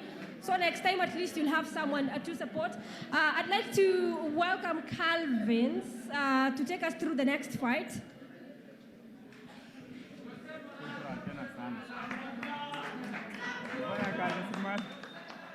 Right, welcome once again into the fourth bout of the Lfne second edition of the championship here, MMA Mixed Martial Arts. And you know, mixed martial arts, this is a game that incorporates a lot of disciplines, starting from karate, the Japanese jiu-jitsu, and also we have other disciplines, including wrestling here. Okay. Because this is a fight that, to introduce our next fight right away. That incorporates a lot of techniques from boxing, judo, jiu-jitsu, karate, Thai boxing, and other disciplines, including wrestling. Generation wrestling, I know, you know the likes of Brock Lesnar, Undertaker there. Nah, when you mention wrestling, we are going different kind of wrestling. The wrestling that is that competes in the Olympics. The wrestling of Undertaker, that is for entertainment. For entertainment. Brock Lesnar, The Rock, that is for entertainment. But the wrestling, you go for professional wrestling. That can be competed in the Olympics. Yes, that is the kind of wrestling that we're speaking about. I'm being told. Thank you very much. That's the voice of Griffin Sotieno. What's your other name? Otis Sensei. Otis Sensei. Yes. Right. A former or a two-time Odino national county champion with the Nakuru County, and also a coach in the MMA. We are into the fourth round of the second edition of the Lfne Ladies and gentlemen, championships here at the welcome Community Center in Odino. My name is Justin Sagiri, the sports archbishop, and I'm alongside Griffin Otieno, otherwise known as OT Sensei. Right, into a fourth bout. And this is a jamaa amehama Nairobi non-title fight. We've already experienced the first non-title fight. And it has just ended in a decision spree there between Joseph Ndegwa and Victor Ndere. And Victor Ndere emerged victorious. You can see the fans there just excited about the experience, knowing that this is a local mixed martial arts sport. They can't wait to see the fourth bout here. Maybe what do you expect between the fourth bout? This is between William Odino and Bob Kalowo, aka Bob. Well, this fourth bout, this other bout, William Odino, aka the Hammerman, and Bobisto the Shark. This is a heavy bout. Bobisto the Shark. This is we have a lot of I have a lot of expectations from both fighters. That's our fighter number 2. I have a lot of expectations. I can tell you that Bobby Okalowo, also Bobisto the Shark, age 31, weighing 85 kgs, has won one match, never lost, has a height of 175 centimeters, and has only played one match that he has won and has never drawn. His opponent, William Odino, the Hammerman, aged 32 years old, 1 year more than Bob Kalowo, weighing 80.7 kg, has played in 5 matches or 5 bouts, won 4, lost 1, and has never drawn. There's a lot of things here. William Odino is a Thai boxer. The parent game is Thai boxing. Bob Kalowo, the parent game is Shotokan karate. Both of these fighters are good fighters, I can tell you. In terms of experience, the champ here is the Hammerman, because he has participated in a lot of matches, and I can tell you that he is experienced in these matches. Bob Kalowo has participated in one, though he won that one, and he is the underdog in this game. So we have the underdog, which is Bob Kalowo, and we have William Odino, who is the champ here. I can say this into the round 1, this is like a light heavyweight, because each participant here weighing over 80 kgs. William Odino in the red corner and Bobby the Shark in the blue corner. That we have been waiting punches each other on the jaws, looking on for a good match here, as Griffith has said earlier on that this is going to be a tough match or a tough bout here. Starts on a high note. Bobby, oh my goodness, a fast knockdown in the first 3 seconds and pounding on his opponent. Might that be a knockout? Oh my goodness. Points on his knockout, points on his watch saying time over. I have done the job in the first 2 seconds. Oh my goodness. Bobby the Shark. This is on a high note. This is on a high, the highest. Look at that. The first technique that was taken was a low kick. A very good low kick that was followed by a jab, then right, then hook. The hook punch has taken Bobby the Shark down. Pounds there. I think this is going to be a knockout. Wow. This might be a knockout. Wow. The fans in the arena into a frenzy. They know so far, so good. This is the best result in the second edition. Bobby the Hammer winning on a knockout for the first time in the history of Lfne Griffiths. Oh my. Let me tell you this. I did not expect this. Yes, I had a lot of expectation in this bout, but no, this was not it. Look at how he was just taking a keen note kick on the right. That is low kick. On the right foot. Then right. Followed by an uppercut. This there. uppercut has brought Bobby down. That uppercut. Several pounding on the ground. Oh my goodness. Oh my. Look at how he's celebrating, just knowing that I'm a champion. I told you before, this is between the underdog and the champ. He has used his experience in the ring. The blue corner has used, Bob has used his experience in the ring, and he has beaten his opponent clean. Oh my goodness, his fans just saying there. I never expected just that. Pointing on that banner from Hammerman, Bobby. I think that he's the champion. I think this is the highlight of this game. This is the highlight of this game. So far, so good. So far, so good. This is the highlight of this game. What an amazing experience. I like how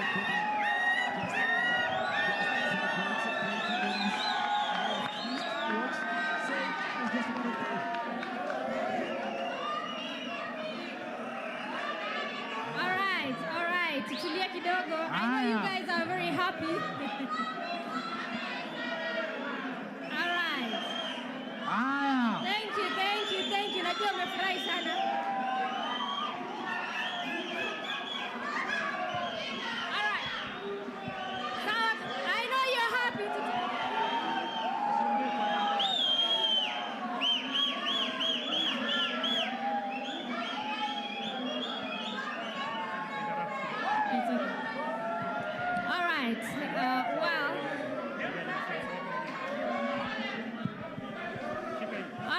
you guys are happy.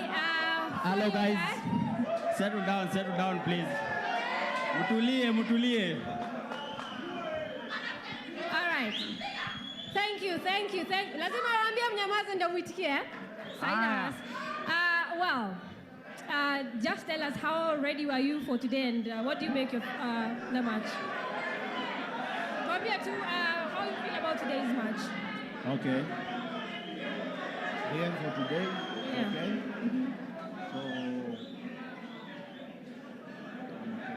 So Yeah, okay, sawa. Well, it's good that you came here and you tried giving us a good fight. Well, what's next for you as a fighter? What's next for you? what? What's next for you? Unajiprepare michezo gani ingine? Okay, next game. Yeah. I'll be well prepared. Yeah. Sawa. He's saying that the next bout, he will be more than prepared to actually tackle his opponent. Well, all right, I know that.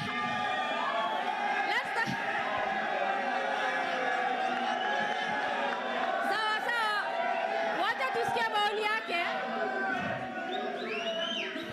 All right, just tell us, I don't know if I should ask you how prepared you are, because clearly, just tell us, what do you make about today's match? Sorry? What do you make of today's match? Hello, good evening guys. Ni aje? Time imekuwa fupi lakini tuko sawa. Okay. I was prepared, very well prepared for this fight. You know, this was the heavyweight. Actually, it's the middleweight category, and we were promised of the.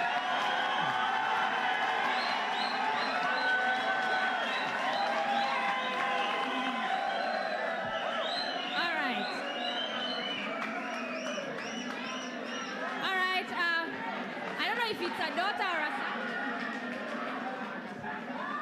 All right, I think we should be moving to the next one, but just tell us what's next for you as a fighter. I know you're preparing for other events. Is this a girl or a boy, Kwanzaa? He's a boy. Oh, father and son moment. So what are you preparing? Ask the name first. What's the name of your son? Dwayne Johnson. This kid is cute. Just tell us what's next for you. I'm looking forward to fight as many fights as possible under Lfne President Mr. Steven, just as he had told us before that he has big plans. So we are looking forward, and had promised to participate in as many fights as possible that will be organized by Lfne. Thank you. I know in Africa people will talk about people like Adesanya, but here in Kenya, do you think the sport is growing? Do we have a future? So far, I can say in my category, I'm still the champion. In my category, in Kenya, that is. And I'm looking. If you talk about Adesanya, we are looking forward to meet those guys too. All right. That is the harbor for you guys, and that was very entertaining, and we'll give it to Calvin to introduce the next bout. Okay, ladies and gentlemen, mafans, tutulie tena. Tutulie tena.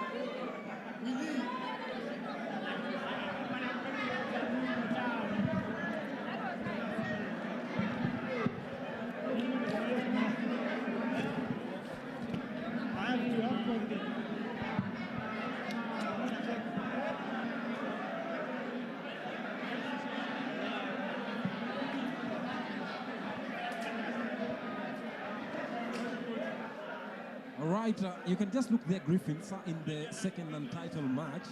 that William Odio, the Hammerman, has just won. The kind of celebration. Yes. His wife was inside the arena. Yeah. And also his kid lifting his kid high with one hand. Actually, that was a family inside. There was a family inside. That's a family. Very big support.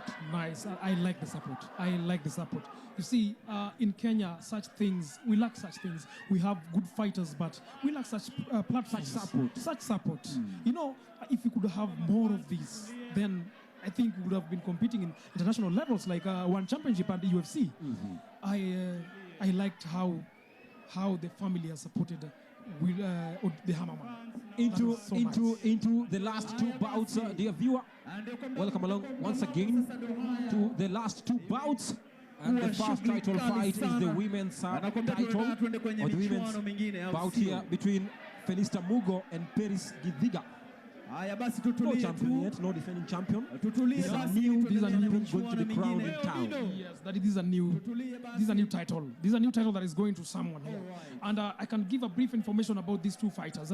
Peris Githiga is a Thai boxer. She's been in the. She's also a Taekwondo fighter, and she's fought very many times, and she's an experienced fighter. Same to Felista, an experienced fighter, Kenpo Karate fighter, a very, very good fighter. This title is going to be lit. I'm saying it's going to be lit. Let's wait for another highlight. Will we see another knockout? Oh no, just wait after seeing or after witnessing the first in history of the Lfne, the first match to have been won via a knockout. In the history of Lfne, into the second or in the fifth match here and the first of the championships or the first of the titles here between Felista Mugo and Peris Githiga.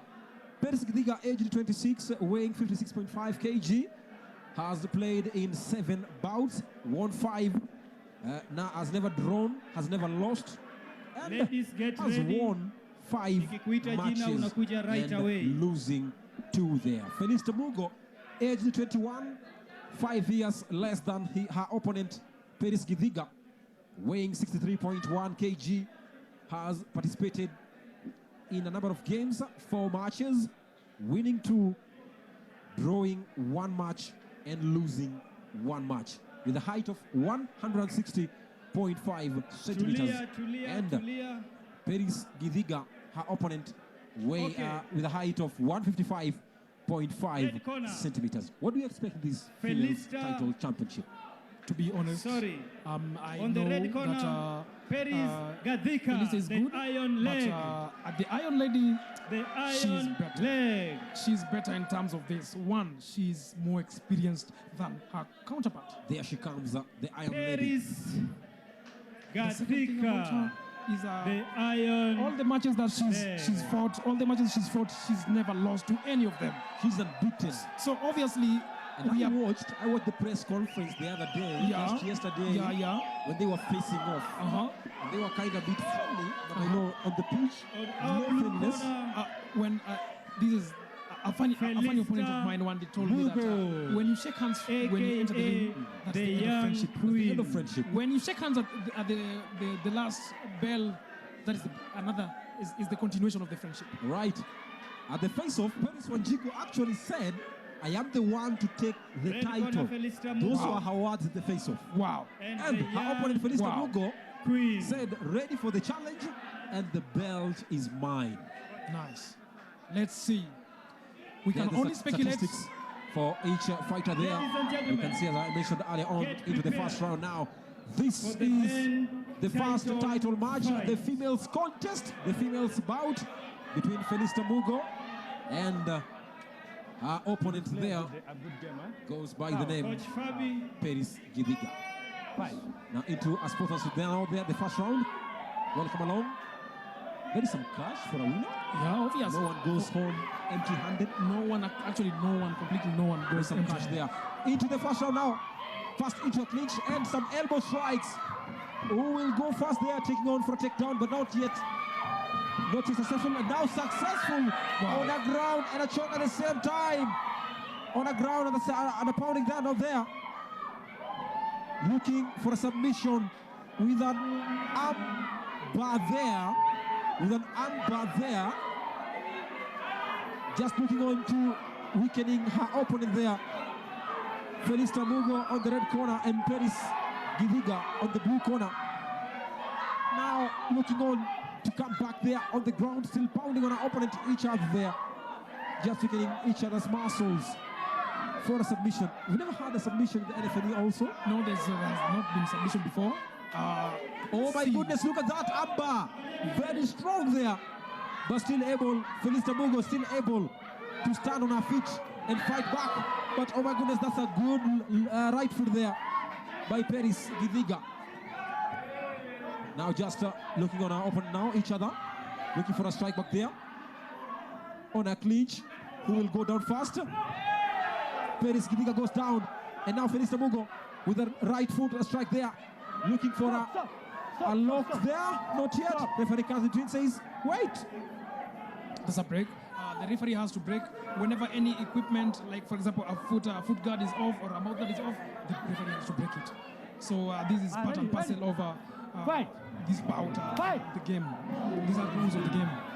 That's just like a 30 seconds break there. It's a rest, kind of rest time. Can get it to rest for some while. Paris Wanjiku, the iron leg, and Felista Mugo, the young queen. Don't know who, maybe if he wins, maybe the dynasty might be conquered. If he loses tonight, if she loses this afternoon, maybe. But I don't think the Iron Lady is going to let it like that. It has to be a struggle. This has to be a struggle. Now pinned on the walls of the arena, goes down Paris Giviga on top of Felista Mugo, just looking for a back control, but then pounding on our opponent. Both opponents there pounding. Now Felista Mugo looking for a comeback there with a pin down on the ground, pounding on our opponent. Maybe, just maybe, looking for a submission also, but then now comes on top Felista Mugo. Paris Giviga now on a choke there. Will he fade? Will she be fading out? Not yet. Both women on their feet. Both women still able to fight back on the ground, still pounding on each other. Maybe if you look at how they are just in the first round ending just right at the moment, what do you think for the first round? In the first round, there's been a lot of takedowns. There's been a lot of takedowns. It's like these fighters came in their mind prepared for a war, and this war has not been so much easy. So they had to look for a way of taking this each one down, and the best way is takedown, lock, joint lock manipulations, and grappling. So what I've seen in this first round, I've seen a lot of action from Paris Giviga, I've seen a lot of action from the counterpart also, but Paris Giviga, I've noticed something new. Wow, I liked it. She has good counter. She is so good at countering these lockdowns. She's so good at it. Every time she's pinned down, she counters it. Every time she's pinned down, she counters it. Ah, wow, that is so nice. That is so nice. I'm expecting so much this second round, maybe more of stand-up fight, more than takedowns. But let's wait and see how it's going to turn out. We've not seen so much of chokes in the fights. From the first fight till now, in the fifth fight, we've not seen so much chokes. Okay, chokes have been there, and I saw the choke between these two fighters, Wachuli and Hector.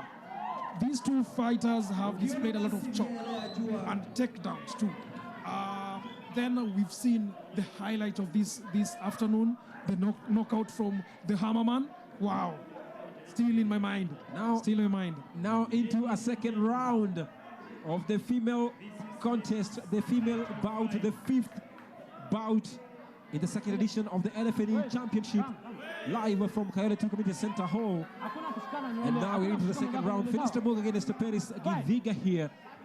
Now Felista Mugo in the red corner and Paris Giviga in the blue corner. Who will emerge victorious? Will this end in a decision, or in a submission, or in a TKO, or in a knockout? They're now charging forward, each fighter here. Paris Giviga charging forward like a lioness that has just seen some food in front of her. And now taken down there, Felista Mugo with the back control over Paris Giviga. Will she tap out? Not yet. Pounding on her opponent there, looking for a submission, and at the same time also weakening her opponent. Felista Mugo kind of fading out. Felista Mugo. Is she fading out? Is she fading out on the ground there? What do you think, Griffiths? What is happening here? She's trying to she's thinking. There's a lot of things that are going through her mind right now. But she's come up again. She's come up again once again. I like energy. That counter. Now, counter lock. Paris Githiga still pounding and grounding Felicia Mugo, and the fans in the arena going into a frenzy, not able to keep calm because they know this is a female contest. And now both women on their feet, but not yet able. Now on a clinch fist there. Able now to unlock each other.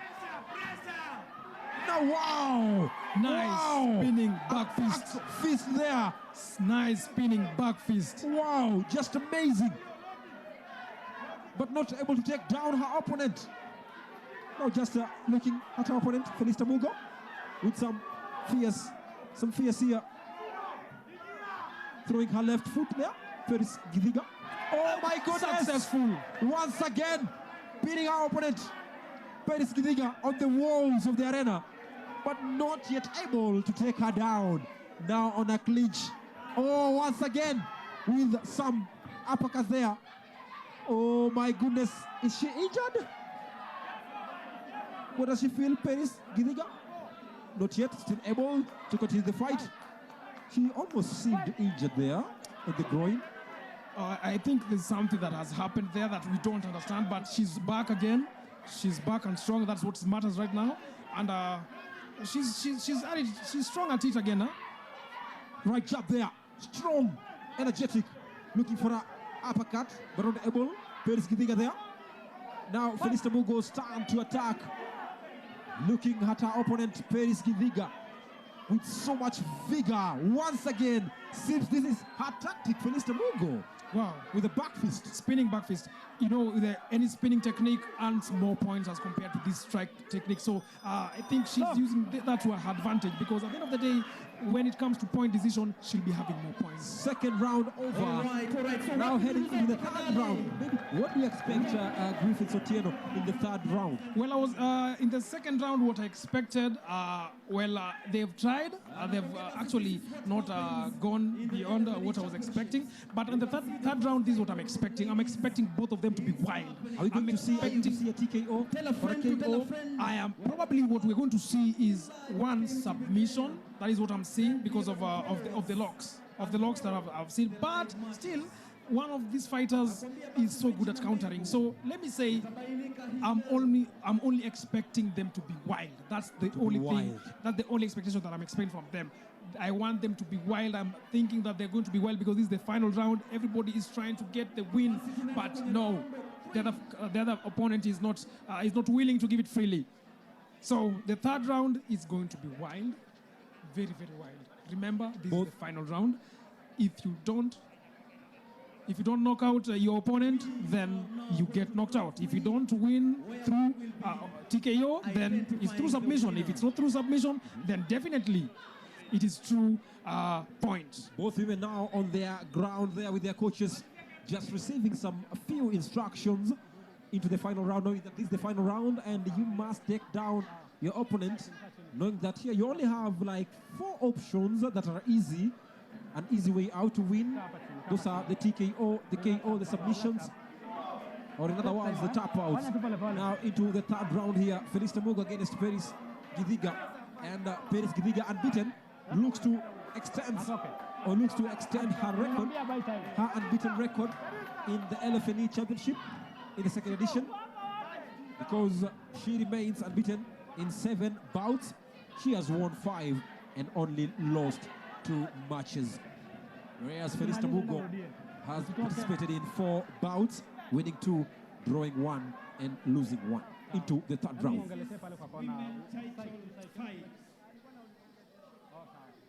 Just there, making sure that everything is clean.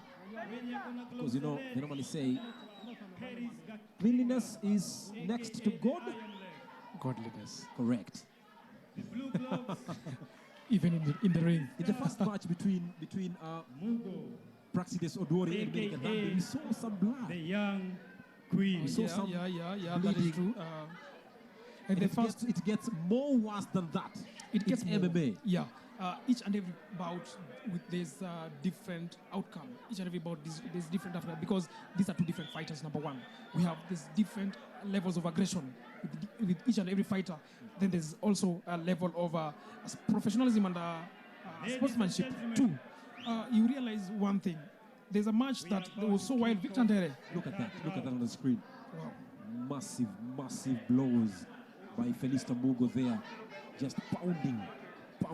And then the back spinning fist from Felista Mugo. A tactic she has used 3 years heading into the 3rd round of this first title championship in the 2nd edition of the Lfne Mixed Martial Arts Championship.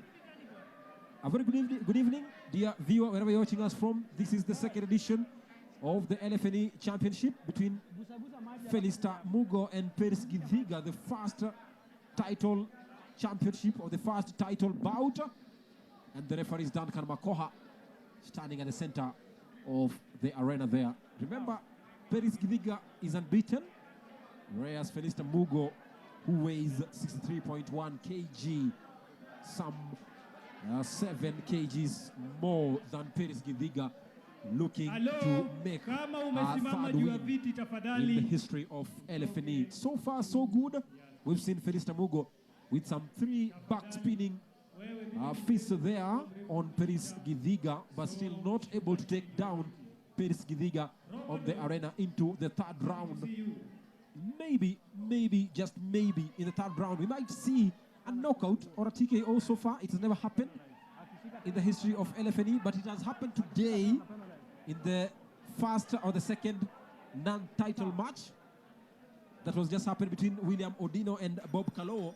William Odino winning via a KO in just like 2 seconds in the first round. He wins. It was the shortest bout of them all. The shortest. Into the 3rd round now. Felista Mugo in the red corner. Peris Githiga in the blue corner. Is the Iron Lady against the Young Queen, who will emerge victorious. Because remember, we've not seen, even us as the commentators, we've not seen that belt. In the press conference, the president said that the belt for the women's still not yet availed. Nice. So it's a surprise to everyone today. It's a surprise to everyone. Right now, there goes Felista Mugo, receiving some left, right foot strikes, but not able to take her down. Now Felista Mugo on the receiving end of the 3rd round here, just looking to make Peris Githiga miss on the left strikes out of there. Peris Githiga on the walls of the arena there. They just doing some timing there. A good job there from Felista Mugo. A good right jab there. Just timing on each other, looking to take on the other there. Maybe they're just looking for a perfect timing. But I believe there's something. Each and every time when there's a that 1 minute break, the coach comes and tells you, do this. So this is not the time for studying. They've already known the opponent. I think what's happening here is it's the final round. It's the final round, yes, but they are looking for that one particular chance to bring the opponent down. To finish it. To bring it down. Once again now, Peris Githiga pinned on the walls of the arena by Felista Mugo. Felista Mugo now on left jabs there. They're not so strong, but then they can take someone down. Actually, they are strong. They look like a bit tired. They look tired each. What do you think, Griffiths? Into the 3rd round with that energy, obvious, you must be tired. But you must not show the opponent that you're tired. Because that's on the walls, almost there. Almost the KO, but not yet still able. Peris Githiga almost, just almost with a good knockout. Takes her down? Not yet. On the walls of the arena now once again. Peris Githiga heading on for a choke by Felista Mugo. Just clinching on each other, looking to take her down. Who will go down first? Take a look. They look so tired. With a choke, oh my goodness! Is she fading down? Is she fading out? Not yet, but still able to punch back. That's a good choke. Look at that. A back control and a choke at the same time. Almost faded out. Wow, this was almost a submission. Let's wait for the official referee. It's over the third round. Has she submitted? I think yes. That's a submission. Yes. That's a submission. She submitted. Yeah. Because she was fading out. She was fading out. I told you, this is what I was expecting. It has happened. I told you, an opportunity for submission. Look at that. Look at that. A choke while standing, then a choke and a back control at the same time. She must have felt the pain in her neck. Peris Githiga submitting to Felista Mugo. Wow. Wow. Wow. And once again, Peris Githiga has just lost the unbeaten record. Let's wait for the official announcement. But we all know how it has gone. We all know. We all know it's a submission. We all know who's the champion. We all know. This is the belt. That's the belt there. Lfne females belt. The president said that it has not yet been availed, and for the first time ever in the second edition, it has been unveiled. We are going to see the winner of the females contest here. I think it was a good match. It was a good bout. It was a very good bout. Actually, I am satisfied because whatever I was expecting has come to pass. That was a good prediction. Yeah, because what I noticed with this to know who the champion is. Sijui mtoto wa Mariam wako wapi? Nakupata loud and clear. Niko hapa kwa mafans na ni wengi tena kabisa. Mafans wa Wanjiko wapi kelele? Shiko. Mafans wa Felista Mugo. Mugo salama. Fan wawili, mmoja, wawili, watatu wenye wako na kitu wanaweza kutuambia pale nyumbani. Hii ni chance ya kusalimia hadi watu pale nyumbani. Maybe naweza anza na wewe. Naona mmekuja familia nzima. Jina lako na unaishi wapi? Ni aje wadau. Mimi naitwa Kajaba. Mimi niko area na support she. Ana support she. Naona pia kona mrembo. Wapi kelele ya mali safi wewe? Unaitwa nani na unashabikia nani? Naitwa Shiko na nashabikia she. Wapi makofi yake? Kuna mwingine? Haya, nasikia pia kuna mama Felista. Wapi kelele ya mama Felista? Yeah, tunakujia moja kwa moja kupitia runinga KUTV. Unaitwa nani na unatoka wapi? Naitwa Faith, mimi ni mama Barista. Huyu ni brother yake. Okay. All right. Asante. Mtoto wa Mariam, let's now hear what the judge has to say. Okay, Felista Mugo, young queen. Felista Mugo, young queen, 68.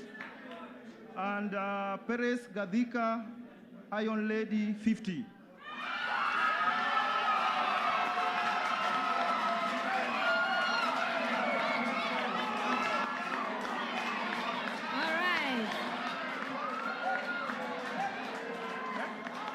Congratulations. As we told you earlier, guys, that for the first time, a lady was going to be crowned, and it happens to be Felista Mugo. Sijui mafans wa Felista Mugo. Mafans huku ni kelele, shangwe na nderemo. Ni kelele, shangwe na nderemo. Wengine wanasema asante sana, Felista ameshinda. Wengine wanasema wanataka kuona belt. All right, belt mtakuwa mkiona not so long ago from now. But wacha tusikie walikuwa wamejiandaa kivipi, how the match was. Tuambie tu mechi imekuwa kivipi kwako?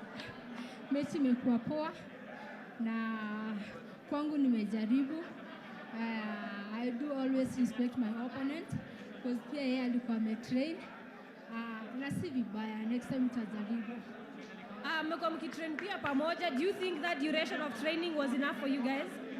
Training imekuwa poa, kama ni ground fight imekuwa poa. The two difference ni kuwa alikuwa na weight kunishinda. Yeah, nimeng'ang'ana by the way. All right. Ungetaka kuambia mafans wako kivipi? Because we want people to adapt a fighter. Ungetaka kuambia mafans wako nini leo?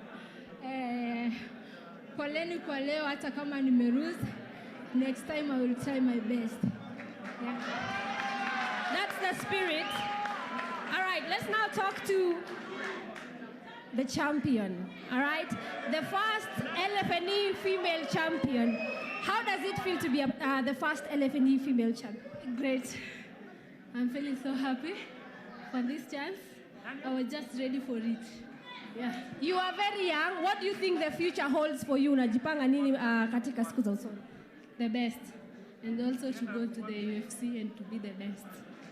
So, I'm sure all of you would be happy to see her in an international stage. Amani VP? Yes, and Lfne is making it happen and kindly adapt. Mafans wake wako wapi?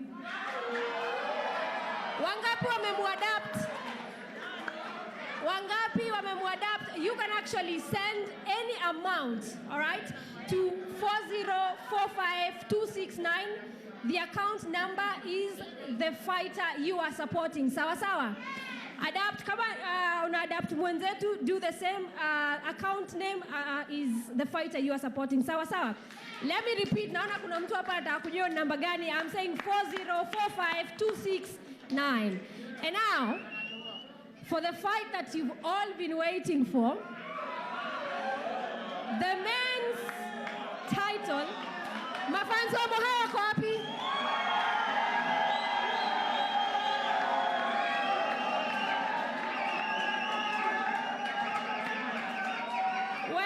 Kijana wa Mariam, sijui kama unaweza uliza fan moja hapo wa Moha. Na kupata mafans wa Moha, mafans wa Moha, mafans wa Moha.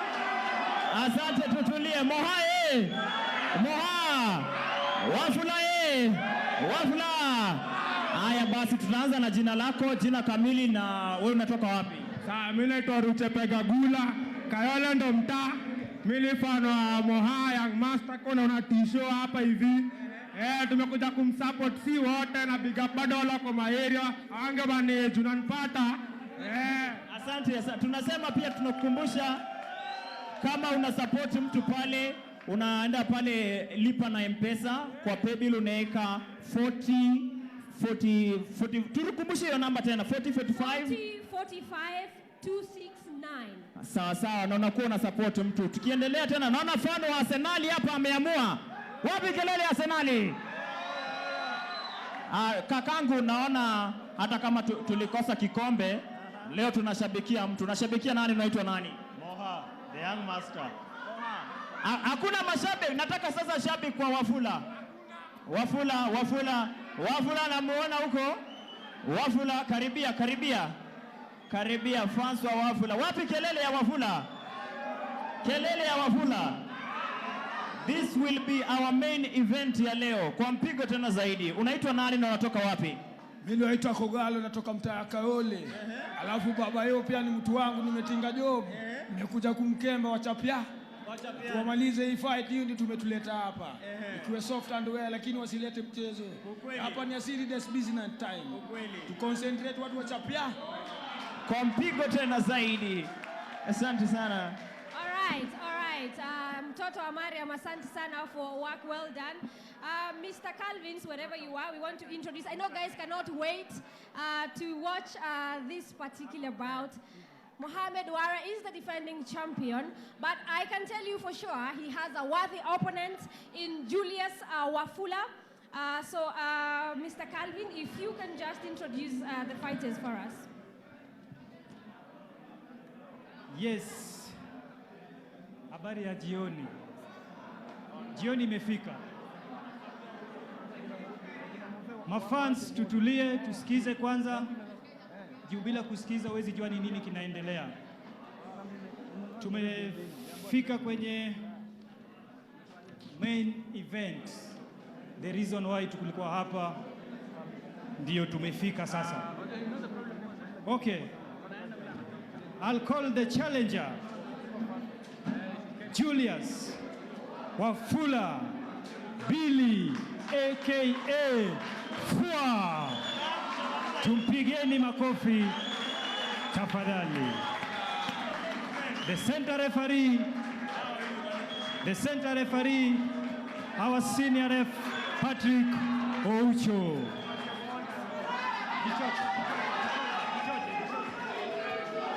Tumshangilie jamani. Kwani Mose hana mafans? Kwani Billy hana mafans? Okay, now it's the time to introduce the defending champion. The defending champion, Mohamed Ware Kokai, the young master.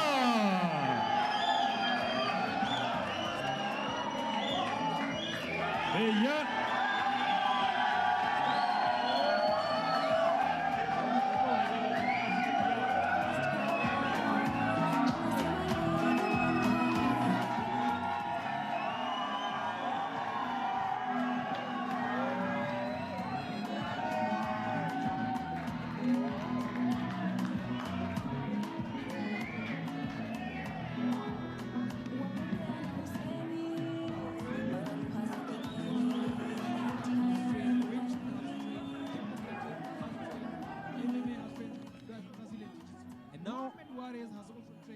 Muay Thai, has trained boxing, has trained Kenpo Karate, has trained Shotokan Karate, has also trained MMA, mixed martial arts, and also Jiu-Jitsu.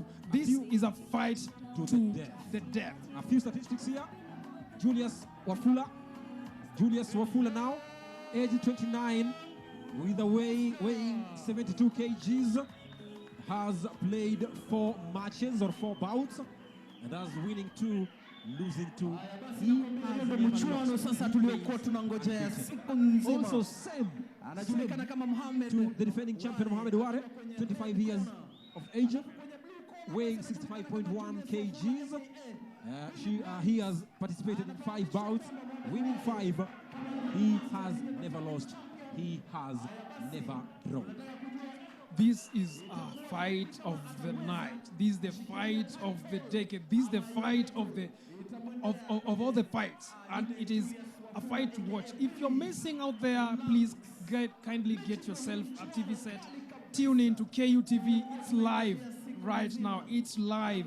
Mohamed Ware, the champion, aka Young Master, versus Osodo Wafula, Julius, who is Billy Blanks. And from the looks of things, his body type, and how if you are a fan of movies, you can know the renowned actor Billy Blanks. So he's named himself after the Billy Blanks. All right.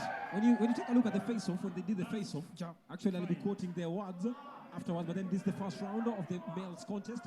Mohamed Ware in red corner and Billy Blanks. Wow, oh my goodness! That's a good takedown. Oh my goodness! The defending champion Mohamed Ware taken down by Julius Wafula. How will this end?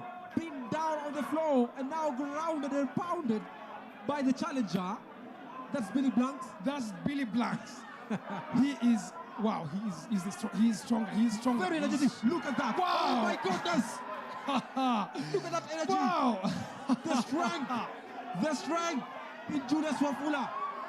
Pinning down, grounding and pounding on the defending champion, Mohamed Ware. Young Master. Still not able to come up. Young Master is pretty in a big trouble. Young Master is in a big trouble from Billy Blanks. But then the defending champion Mohamed Ware here, looking for a choke while being pinned down. He is looking for the triangle choke. He might be successful in a choke. Yeah, that is true. He is looking. I'm seeing Mohamed Ware is trying to look for the triangular choke, but Billy Blanks is trying his level best to keep it under control. But this fight seems like it has taken. Still grounded there on the ground. The defending champion Mohamed Ware by the challenger Julius Wafula, also known as Billy Blanks. Oh my goodness, I can say that was a very, very massive takedown. That was a massive takedown. In the first 5 seconds. In the first 5 seconds, we've seen actually since this all bout started, the first 5 seconds have proven to be so very out of expectation. Not able to come up on his feet, the defending champion Mohamed Ware. What do you think he must do? Because Julius Wafula is all over his body. Whatever Mohamed Ware can do here is to keep it under control. He can do what the best that he can do is to keep it under control until the round gets done.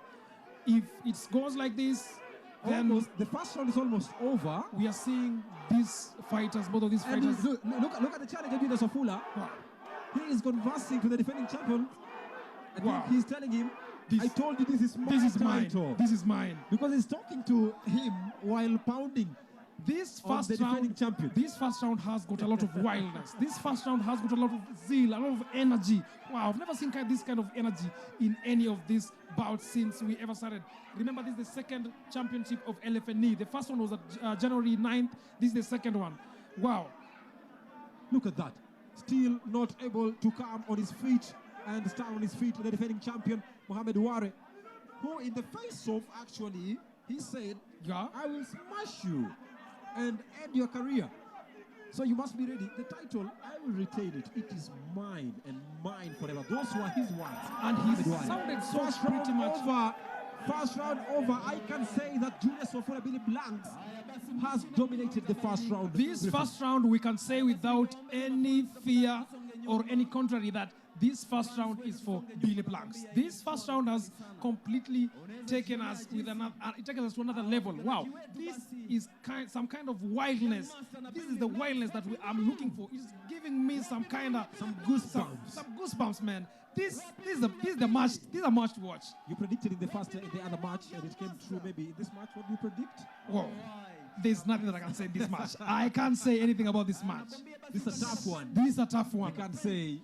Height advantage, Mohamed Ware has height advantage. But in terms of weight advantage, Osodo has weight advantage.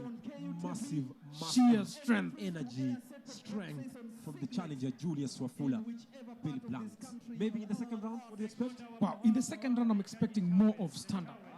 Because Mohamed Ware has realized that if he engages Osodo Wafula in a takedown and a lockdown, he is bound to lose. So if he is clever in the second round, he'll go for a stand-up. Fighting, jab, right, roundhouse kicks. Yeah, those are the things that he should be looking for. Round 2 coming up. You can see the face of the challenger, Julius Wafula Billy Blanks. Very dark in skin color. They say melanin. And then you can see he is conversing also with his coaches outside the ring. Just taking some few instructions, knowing that I eliminated the first round, and now in the last 2 rounds, I have to do the same to make sure that this championship, I claimed for the first time in the history of the Lfne. If it wasn't for the name Billy Blanks, I could have given him one good name. Which one? The African Beast. Look at this. I don't know one beast in the wrestling arena. He's strong, well built, and very, very dark. Very dark. Now the defending champion now looks to charge forward and at least come back, because in the first round he was extra dominated. Now throws his punches left, right, center. In the first round, is he down? Oh my goodness, taken down once again. The defending champion Mohamed Ware once again taken down and now grounded and pounded on the ground by the challenger Julius Wafula Billy Blanks. Oh my goodness, this is the second time now with a choke and the backstroke at the same time. Like I said, Mohamed Ware, if he's clever, he will turn to stand up. But still, Osodo has an advantage. This is his advantage. He has strength. He's going to use that strength. He's using that strength so well. He takes down Mohamed Ware another time in the second round. Wow. Look at how he is conversing to the defending champion. He likes a lot of conversations while fighting. Maybe that's what is giving him morale to continue grounding and pounding on his opponent. In the ring, before you get to the ring, there's the battle of the mind. So that's what Muhammad Ali used to do. I think he's doing the same thing.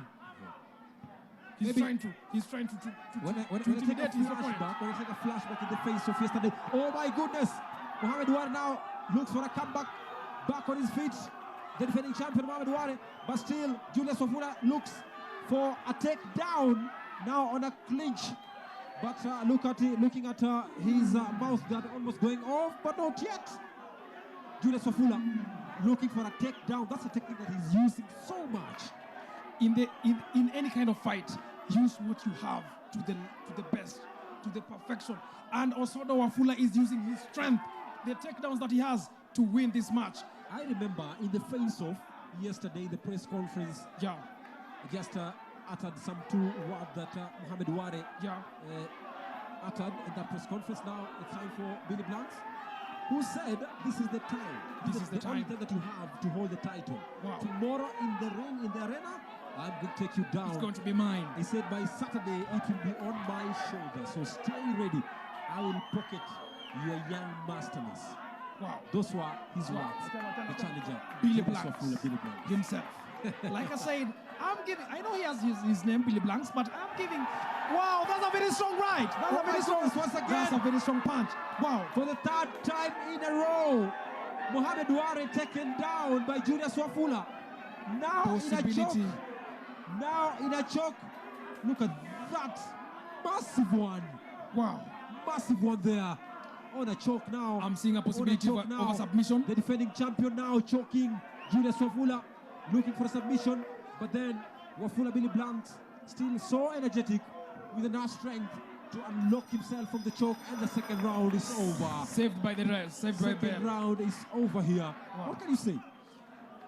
This second round. Who has been dominating over the other in the second round? It has been 50-50 this time round. The reason why I'm saying this is because young Master has tried to take control and tried to limit the number of times he's going down. He's tried to fight stand-up, but Osodo has known his weakness.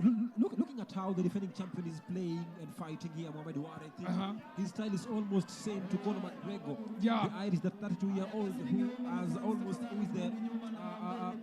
almost fighting the same technique as Conor McGregor. Well, Mohamed Ware is he's using most of his Thai boxing.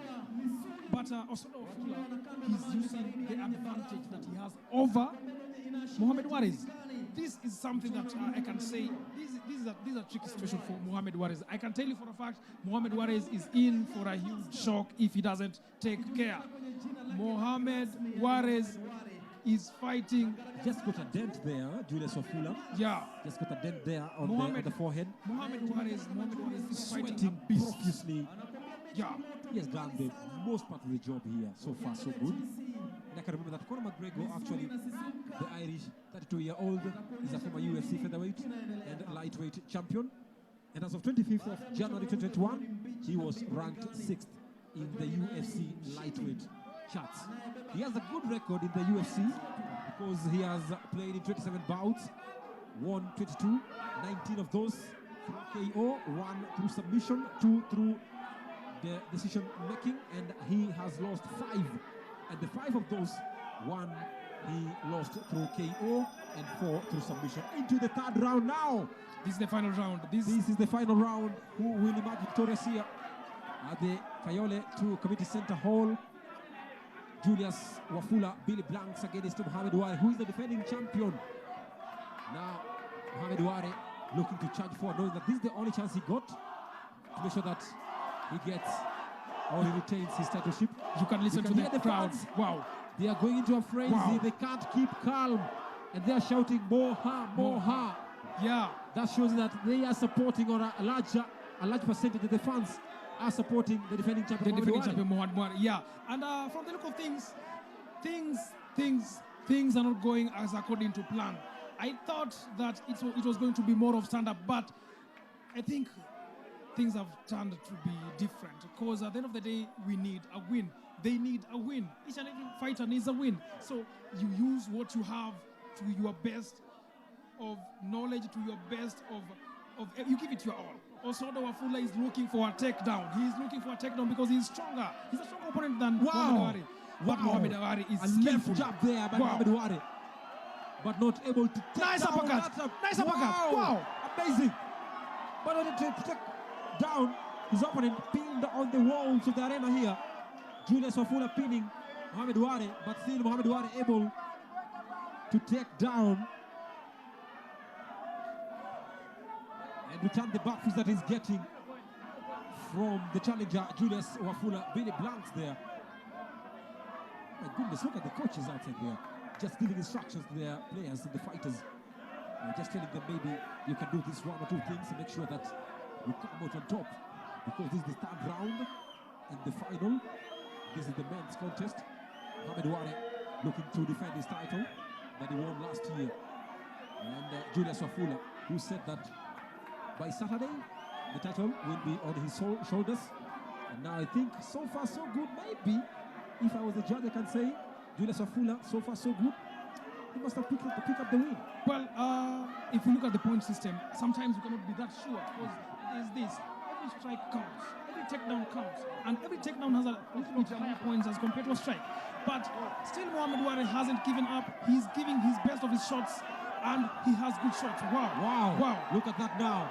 They are charging forward each and every Mohamed Ware has taken Julius Wafula looking for a takedown once again for the fourth time in this bout, but not successful yet, pinning Mohamed Ware on the walls of the arena here.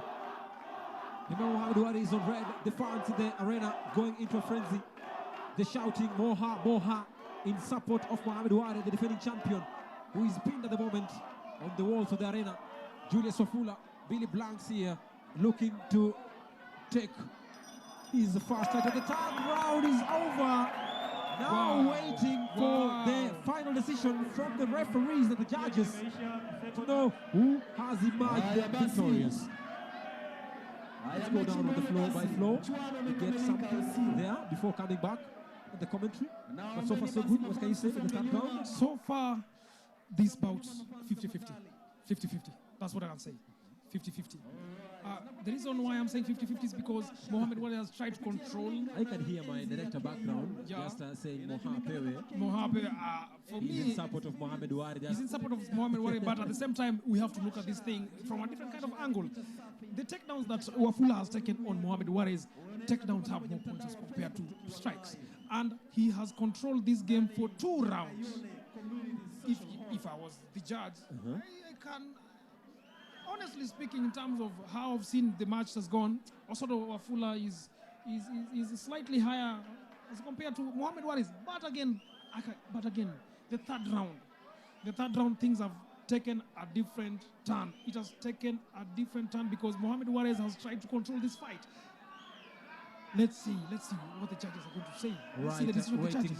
Waiting now for the final decision now. Let's take on the hall. We just get a few interviews and get the final decision from the judges.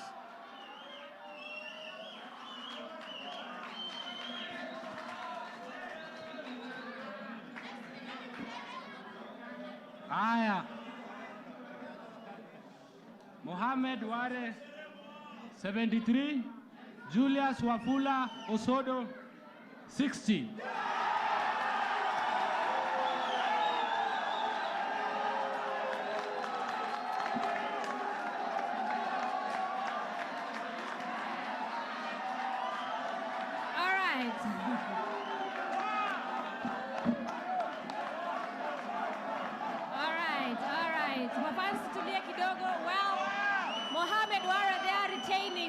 Lfne title belt. I know he's very happy, but also Wafula did give him a run for his money. So wacha tusikie Wafula vile alikuwa amejiandaa kwa hii mechi. Tutulie tafadhali. We'll be talking to you guys in a minute, but Wafula tuambie tu ulikuwa umejiandaa kivipi, kwa sababu tumeona kweli kulikuwa na mchezo mzuri. Mimi nilikuwa nimejiandaa vizuri. Hata machi nilikuwa najua nimechukua. But sijui nini imehappen.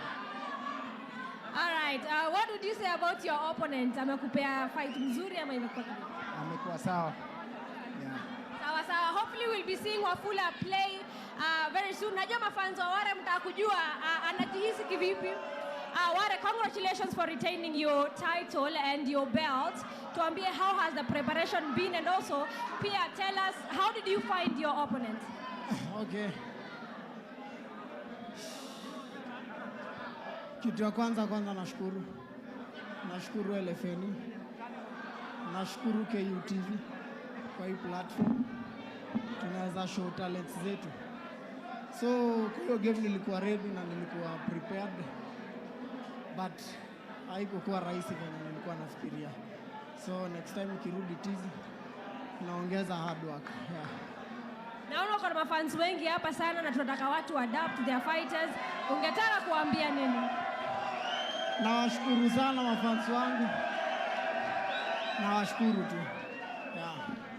Well, Mohamed Wara there retaining his Lfne title. He actually won the Lfne 1 and hopefully he will be defending the title again. Mtoto wa Maria mko wapi? Tuambie mafans wanasema vipi hapo nje. Niko ange kabisa, niko na mafans hapa. Kabla sijaendelea, mmoja tayari yako tayari hapa, songe karibu. Tuambie jina lako na unatoka wapi? Mimi naitwa George, natoka huko Kayole. Mimi ni shabiki wa Mohamed Wara, huyu ni kocha wangu. Tunampenda sana huyu.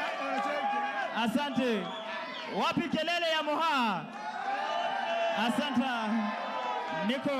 Niko na mwingine hapa, pengine za kutuambia jina lako na unashabikia nani na game imekuwa aje?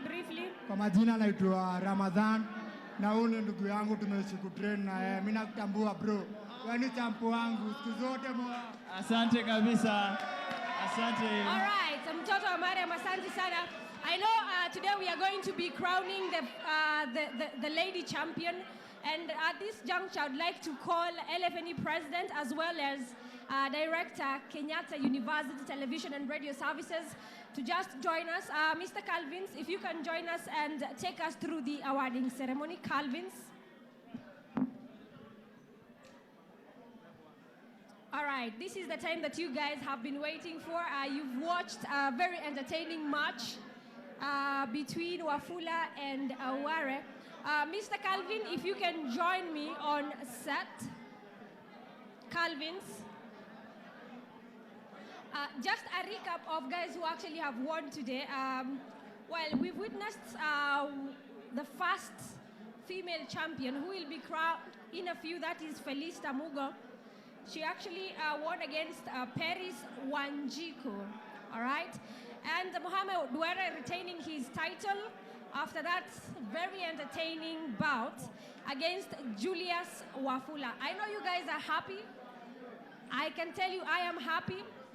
Mr. Calvins, if you could just join us. For now, I'd like to talk to Toto Amariam, if you can help me with that mic. I'd like to, first of all, have a chit-chat. A brief chit-chat with the president, Lfne, to tell us how they have actually prepared for this particular event. This is Mr. Stephen Wafula, Lfne president. Bwana President, thank you so much for joining me on set. Tuambie tu, how has the event been kwa maoni yako? Okay, thank you for this time. Hello fans. Odino, control your fans. Guys, silence.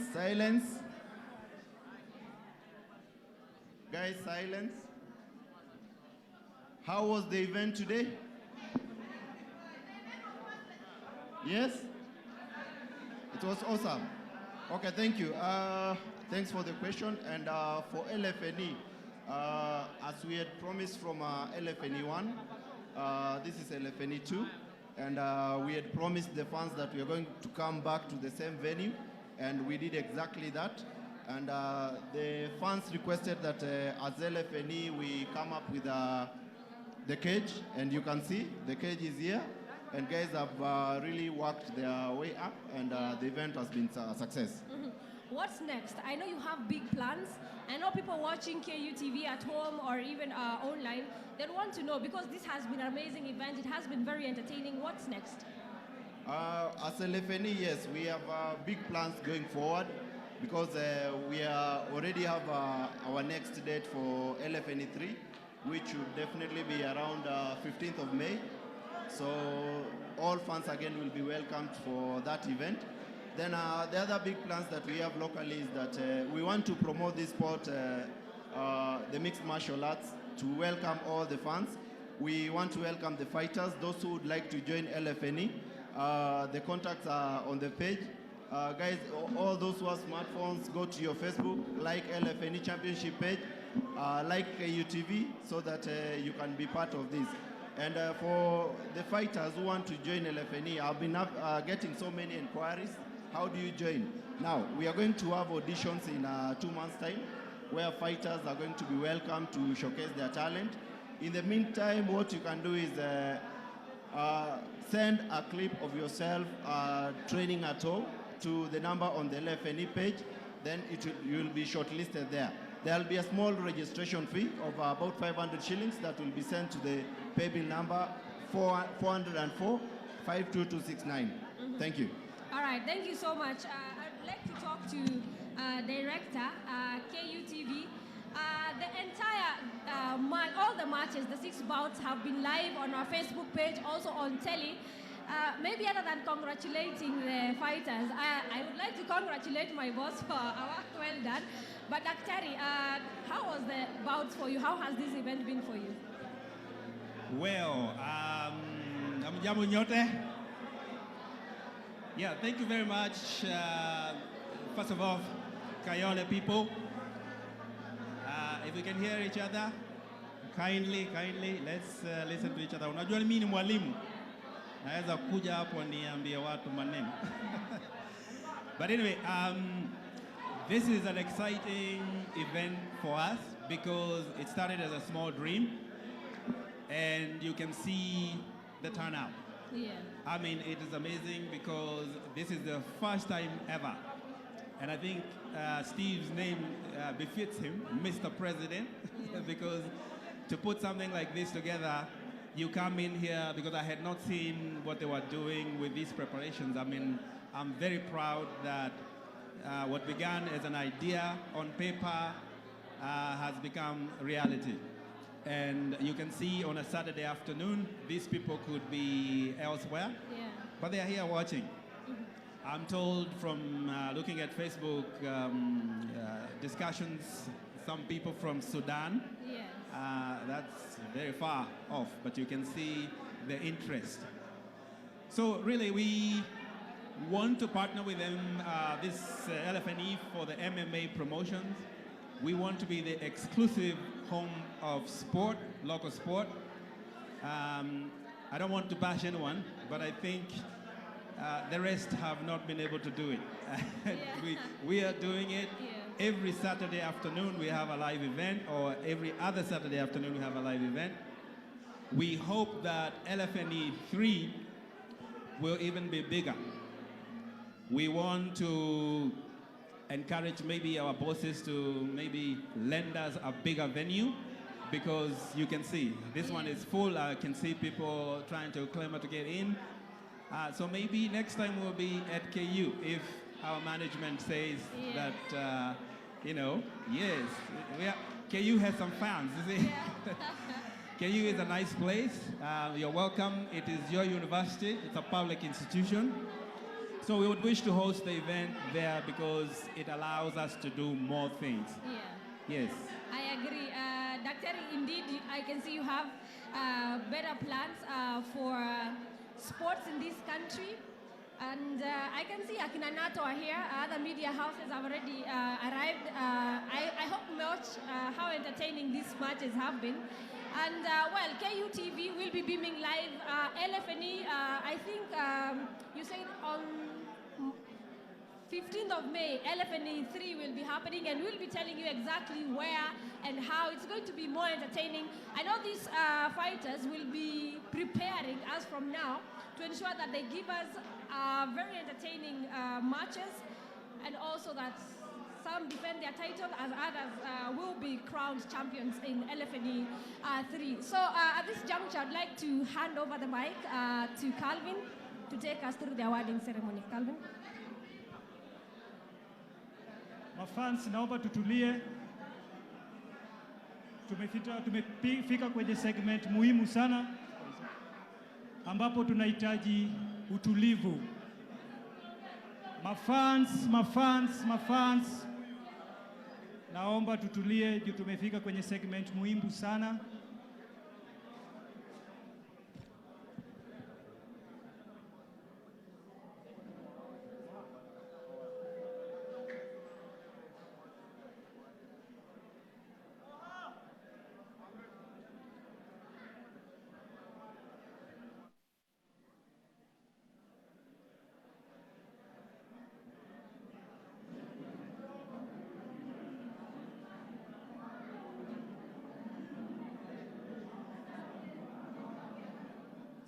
sana mpenzi mtazamaji.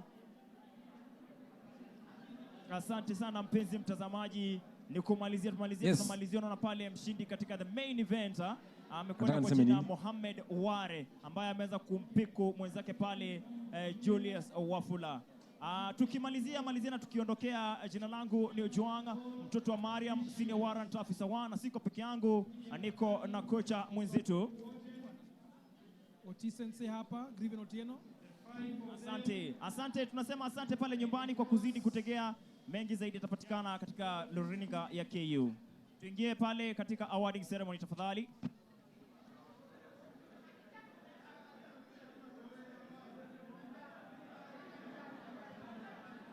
Good.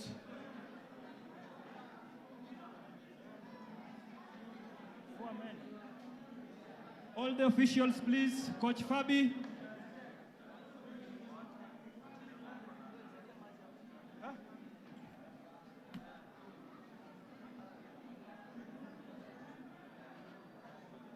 Okay, nitapea kila officials ajiintroduce na seme moja mbili. Ukimaliza. Kwa majina naitwa Peter Karanja, 4th degree black belt. Na tunasukuma 11 na itafika mbali. Mimi kochi wa 11 side ya kicks, lakini tuko na experience ya vitu vingi katika martial art. Thank you guys. Hello guys. I'm Patrick Oucho. Mimi ndio niko pande wa grappling au ground fight. Na tunazidi kuombea Lfne. Thank you very much. Hello everyone. Mimi naitwa Duncan Makoha, Tungilmodo instructor and Kapap Kramaga instructor, Lfne official. Thank you. Hello everyone. My name is Coach Kennedy Ochieng, 2nd degree black belt, Mantis Kempo Karate, Lfne official.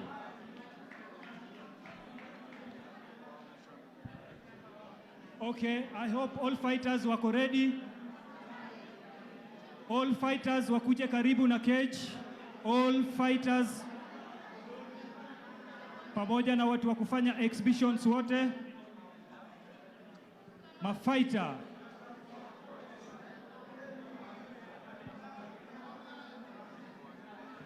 Mafighters. Exhibition fighter. Refa Perita. Refa Perita.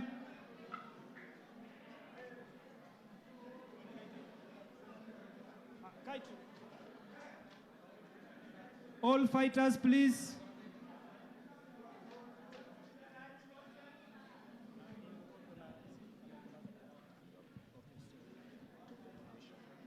The exhibition fighters to fighters wote tuingie ndani. All the 8 fighters. 1, 2, 3, 4, 5, 6, 7.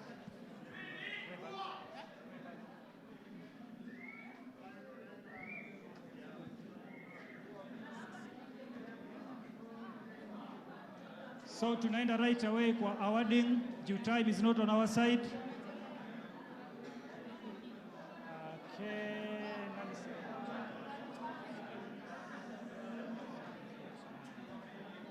Sioni mafaita wawili. Paris Gadhika. Paris Gadhika.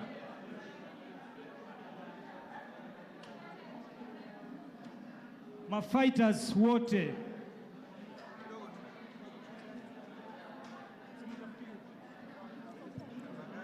Okay. We are going to straight for exhibition fight, ladies. Let's appreciate Refa Perita.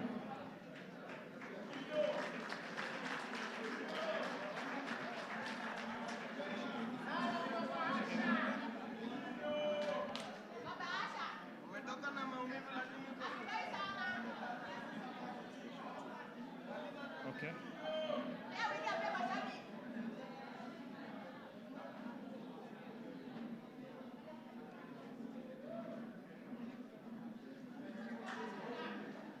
Next Next exhibition, Lady Bado, Praxidis Odori.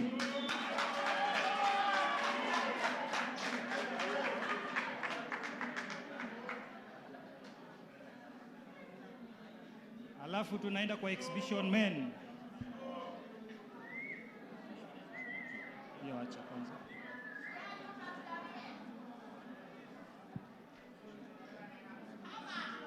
Exhibition 2, Hector Molias, aka The Raz.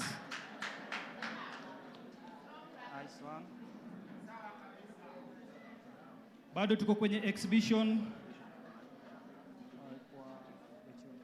Stephen Wechuli, aka Cobra.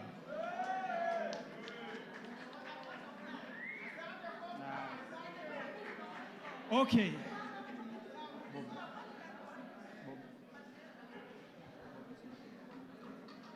Men, position 6, Bobby Kaluo. Tumpigeni makofi.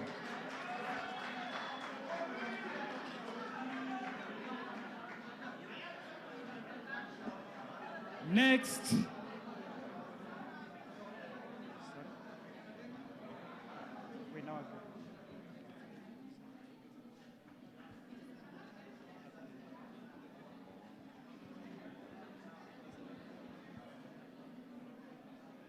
Joseph Ndegwa.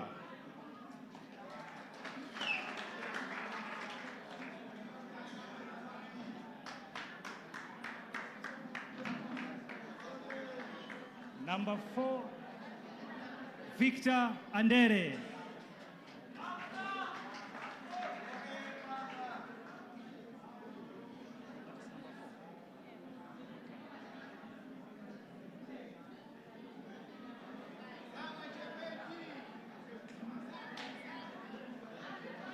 Then the last but not the least, one non-title fight,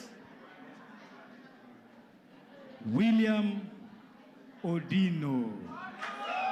The Hammer.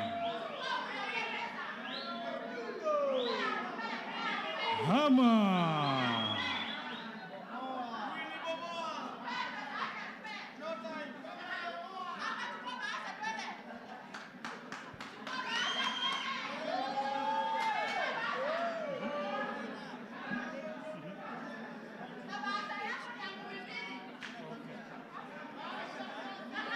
William Odino.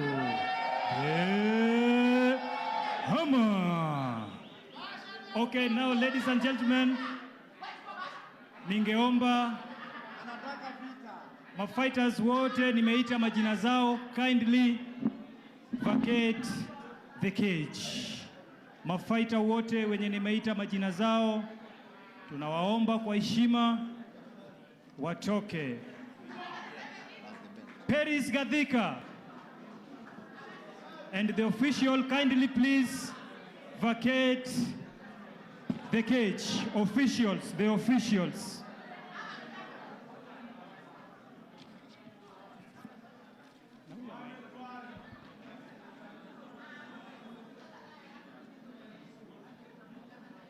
Paris. Okay. Position 2.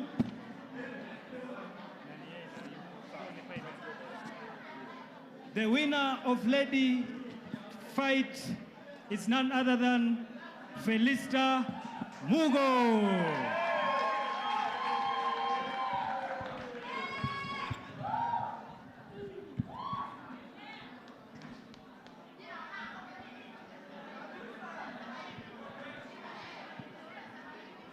Divas champion. Wow.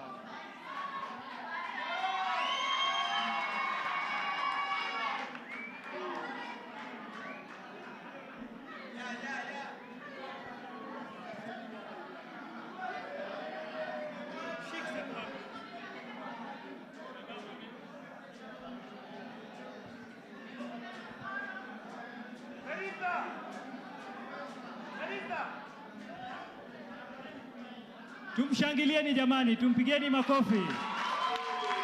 Nice. Okay, tunaenda position 2 men. Julius Wafula aka Billy.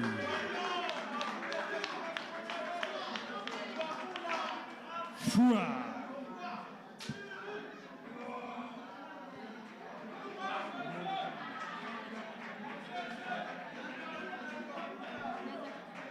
Okay.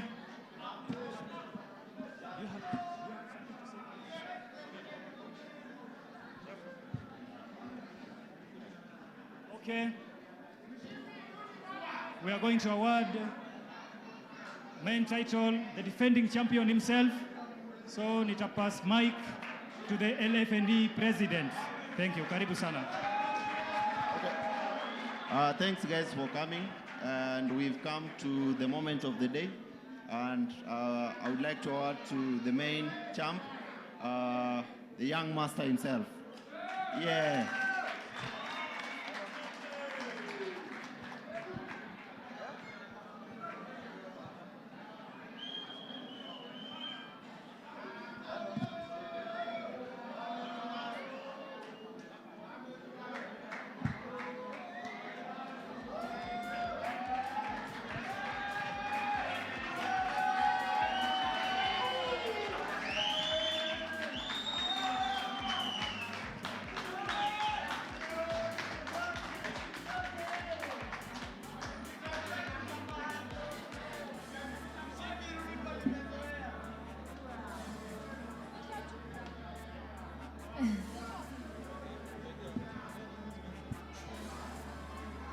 Thanks all guys for coming.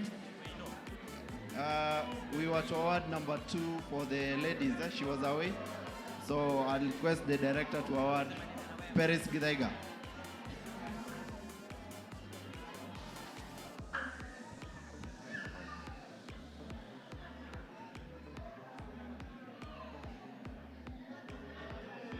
All right.